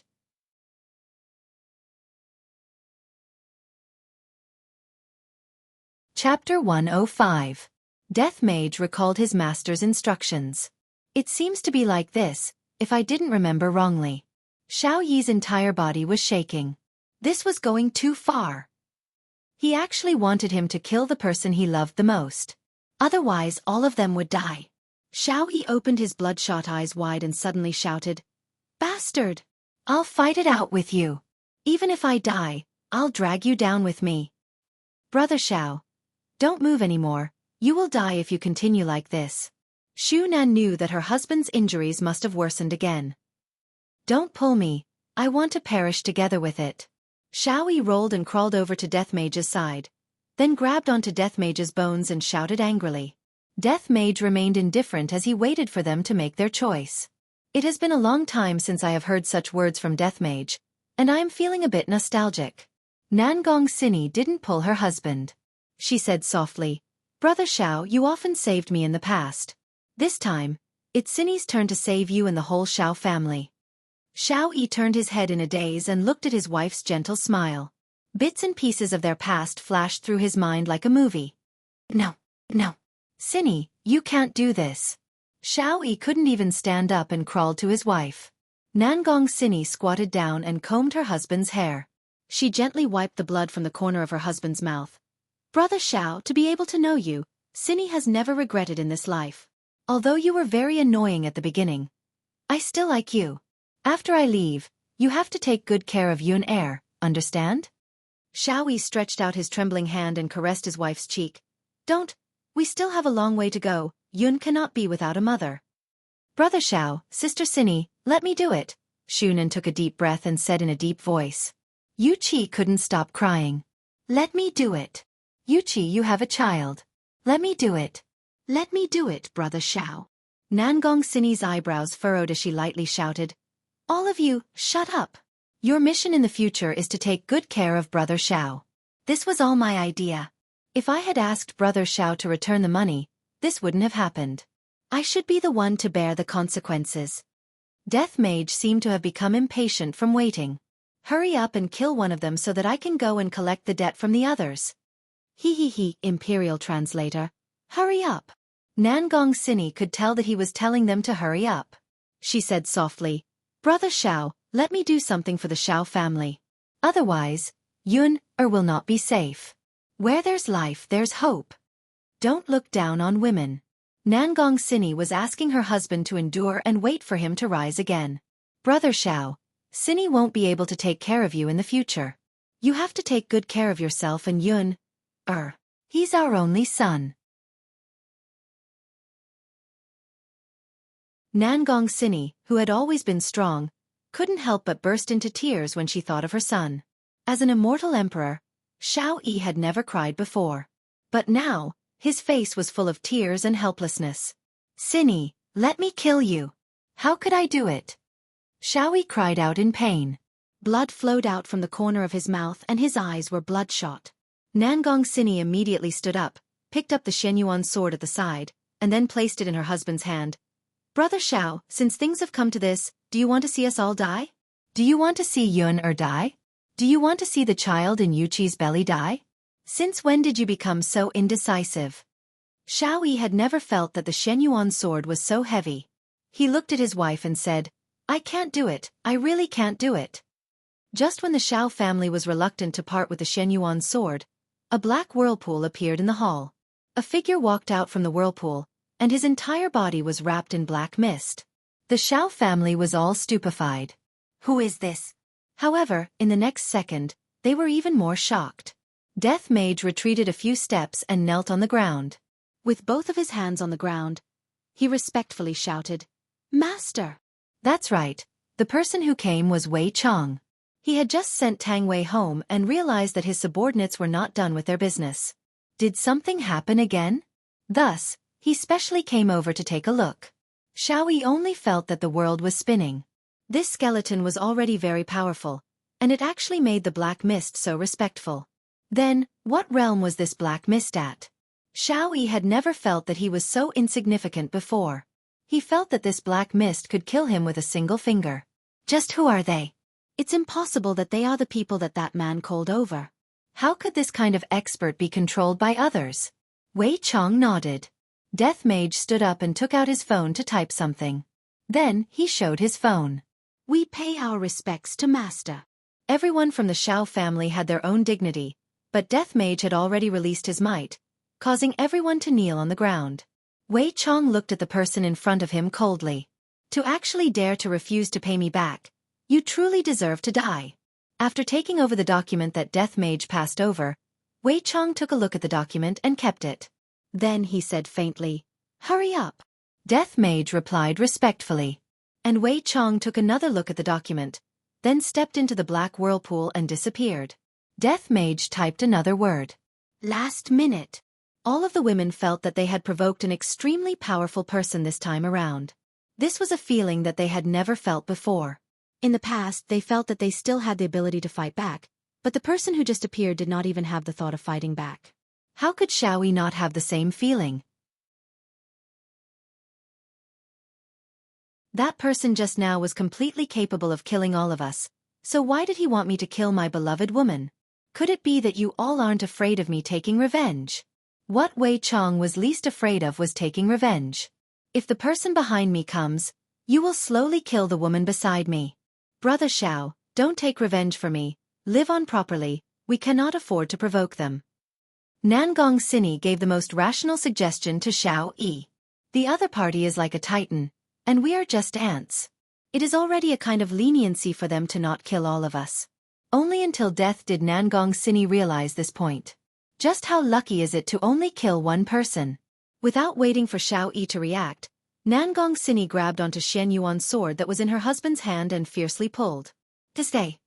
This was the sound of a sharp object piercing into flesh.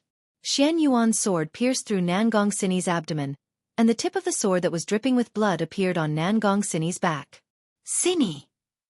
Xiao Yi roared out as he looked at his own hand in disbelief. I killed my beloved. No!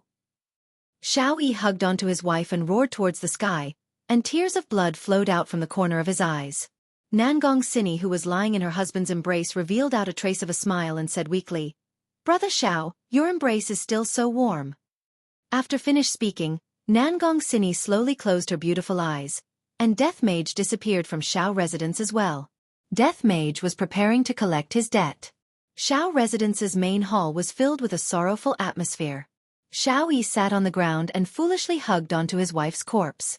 Both of his eyes were already unfocused, and he looked as if he had become demented.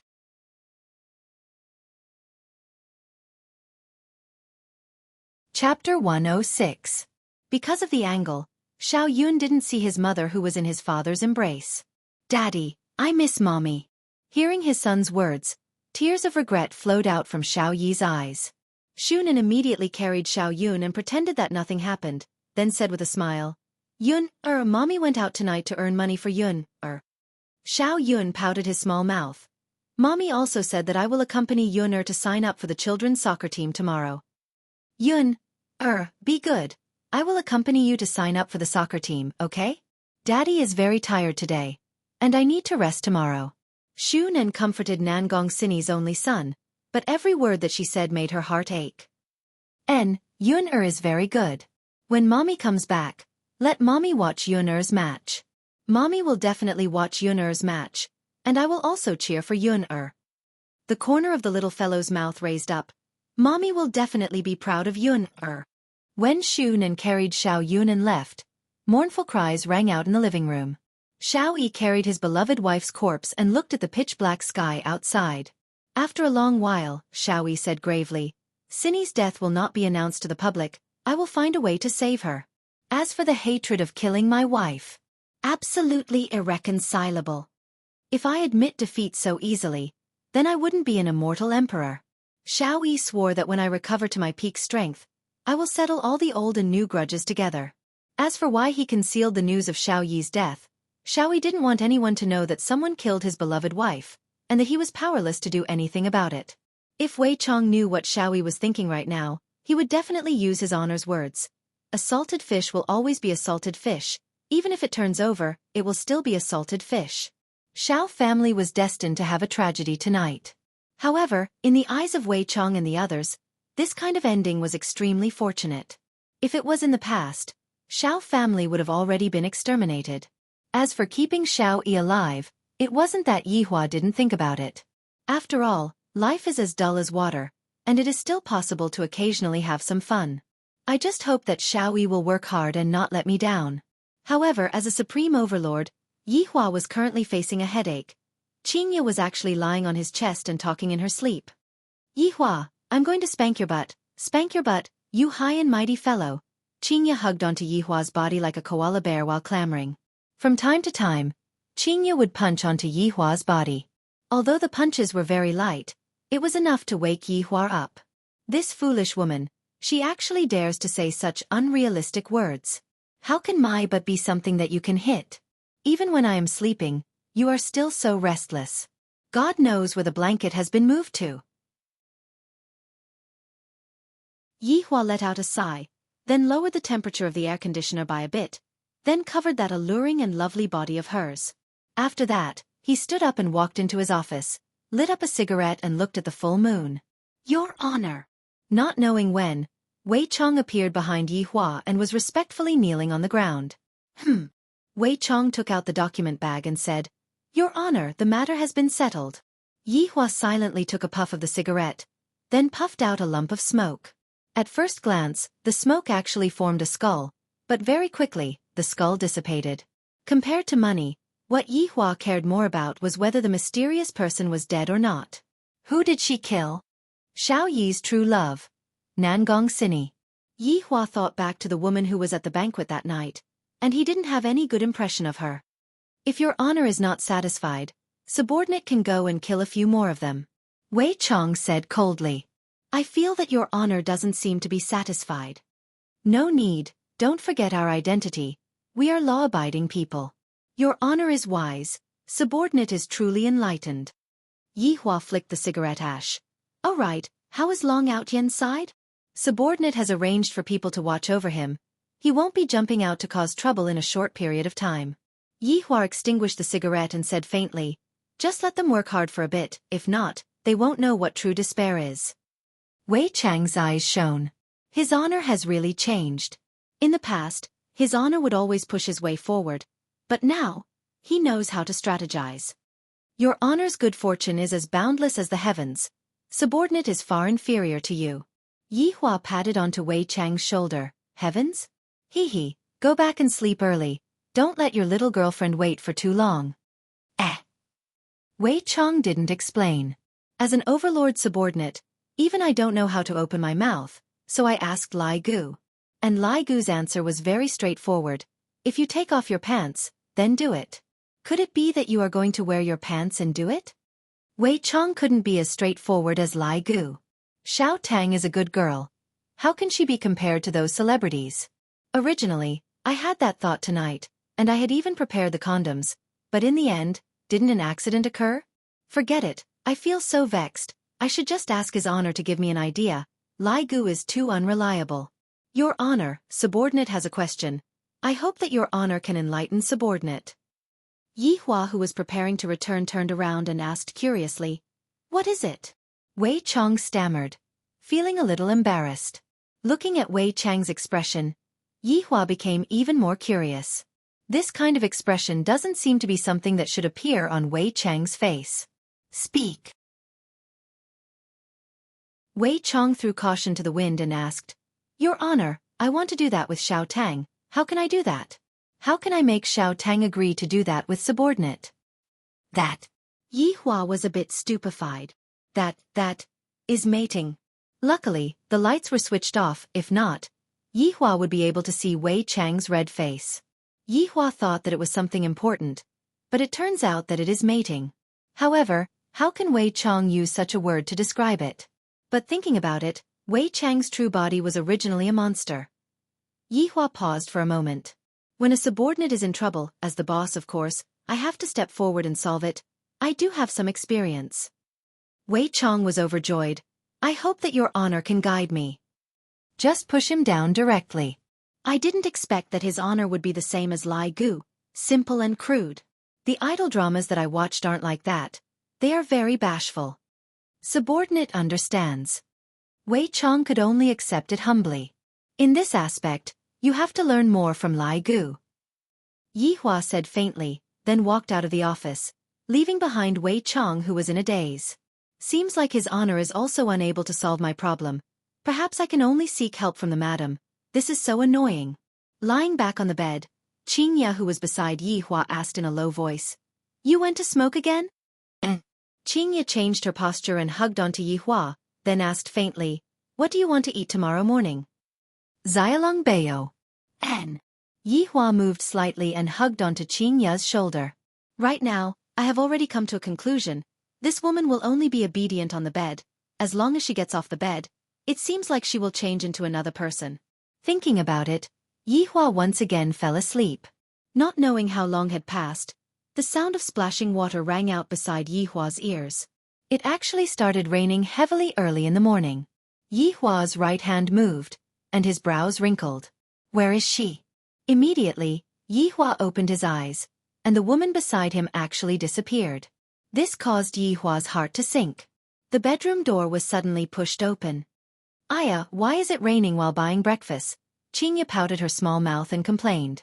Qingya's beautiful hair could be seen dripping wet, her shoulders were completely drenched, her beautiful face was filled with water droplets, and her delicate hands were carrying xiaolongbao and kelp soup that was already packed. Perhaps because she was jogging, a lot of soup had spilled out.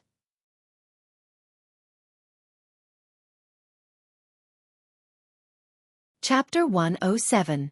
Qingya placed the soup dumplings on the plate, then turned her head around and looked towards Yi Hua. "Why are you still in a daze for? Quickly go and wash your face and brush your teeth. It won't taste good if it gets cold." Yi Hua wrinkled his brows, seemingly a bit unhappy. "Come over." "What?" "Qingya is the same as well. I went out early in the morning to buy food for you to eat, yet when you come back, you don't even give me a good look. I am simply unable to communicate with you. If I ask you to come over, then just come over. Why are you talking so much nonsense?" Yi Hua's tone became heavier, causing Qingya to feel very unhappy and wronged. However, he wanted to see what this bastard was going to do. If he took an inch, he would definitely run away from home this time. With a face filled with coldness, Qingya sat beside Yi Hua, and when Yi Hua saw Qingya's wet appearance, he wished that he could slap this foolish woman awake. Doesn't she know how to take shelter from the rain? Yi Hua stretched out his hand and placed it on Qingya's back. A gentle radiance appeared on Yi Hua's palm, and Qingya's beautiful hair and clothes were gradually dried. "Don't you know to bring an umbrella when you go out? Why are you so stupid?" Yi Hua lectured. Originally, Qingya thought that Yi Hua would fly into a rage, and didn't expect that it would be like this. Feeling the warmth coming from Yi Hua's back, Qingya's heart felt like it was about to melt. "This fellow is just too concerned about my face." Qingya snorted. "Isn't it all for the sake of letting you eat something hot?" Looking at Qingya's slightly arrogant appearance, Yi Hua suddenly had the urge to push her down, just like how he dealt with her that night. However, Yi Hua endured this urge. The words that the Supreme Overlord had said are like water that was spilled out. It is absolutely impossible for me to make irresponsible remarks. Not long later, Qingya's clothes dried up. Yi Hua stood up and said faintly, "Let's go out and eat breakfast together tomorrow." After finished speaking, Qingya went to wash up, leaving behind the adorable Qingya. However, right now, Qingya was still feeling very happy in her heart. In actuality, having a cultivator as a husband is not bad. To think that a cultivator actually knows how to dry clothes, in the future, I will even have money left for ironing clothes. Yi Hua had a bit of understanding towards the soup dumplings. After dipping the soup dumpling into the chili sauce, the soup dumpling would become bright red, and it would look very appetizing. With a bite, the meat filling of the soup dumpling and the chili sauce would mix together in the mouth, and it would feel very comfortable. However, eating a steamed bun and drinking a mouthful of kelp soup was a perfect match. In actuality, the reason why Yi Hua was willing to stay in this world and not leave was also because of food. "Yi Hua, bring me along after breakfast," Yi Hua asked faintly. "Addicted? How can this be called addiction? When I can eat chicken on my own, it will be a great success. I'm still addicted." "It's not addiction. You're really addicted." "Yi Hua, do you want to quarrel again?" "I'm bored anyway. Let's quarrel first." "Qingya. This fellow was much gentler yesterday, but he was still the same today. He even said that he was bored and quarreled first. What kind of husband and wife would quarrel for no reason?" "I am already full. You can eat by yourself." Qingya pouted coquettishly, then turned around and walked towards her little sister's room. Yi Hua drank a mouthful of kelp soup, then said faintly, "You are still addicted to it." After eating and drinking to his heart's content, Yi Hua picked up the documents from the office, then went to Qing Yutong's room. As expected, Qing Yutong was sitting alone in the room, and Qing Yutong had a serious look on her face. His results were not bad. He actually managed to get to 15. His chances of getting chicken dinner were very high. However, Yi Hua decided to let Qingya experience the feeling of a black screen. Casually walking past the power source, Qingya, who was extremely nervous, suddenly went into a daze. Why did the screen turn black? When she turned her head around to take a look, she discovered that her man's leg was touching the power source. Yi Hua! Oh, I accidentally kicked it. Yi Hua turned his head around and looked elsewhere. I'm going to fight it out with you.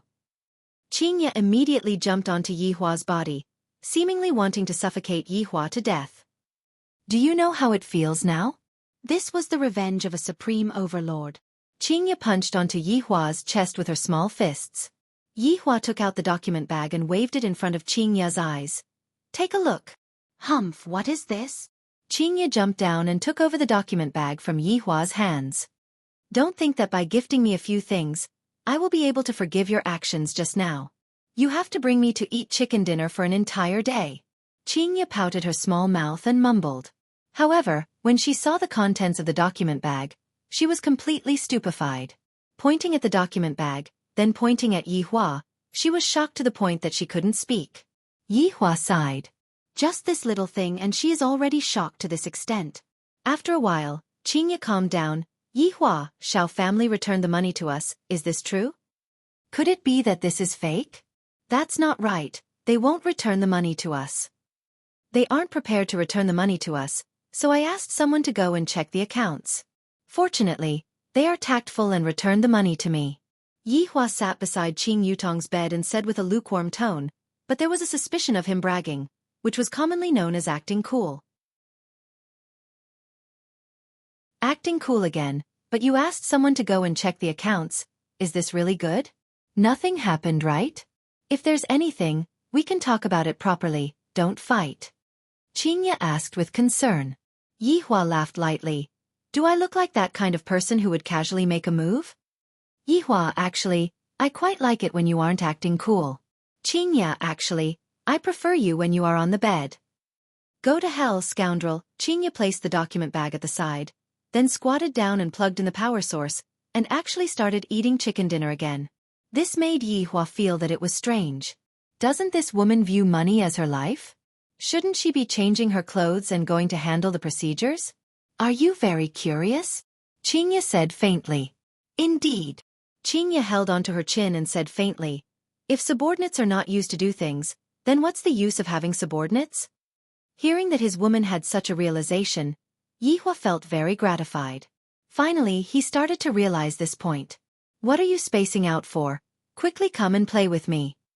I really shouldn't have let her play games. Zijin City. Tang family. Tang Wushuang's expression was grave as he smoked his cigarette non-stop. The ashtray was filled with cigarette butts. Seems like he didn't sleep at all yesterday. Wushuang, I didn't expect that Shen Yuan's sword would actually fall into Brother Zhao's hands.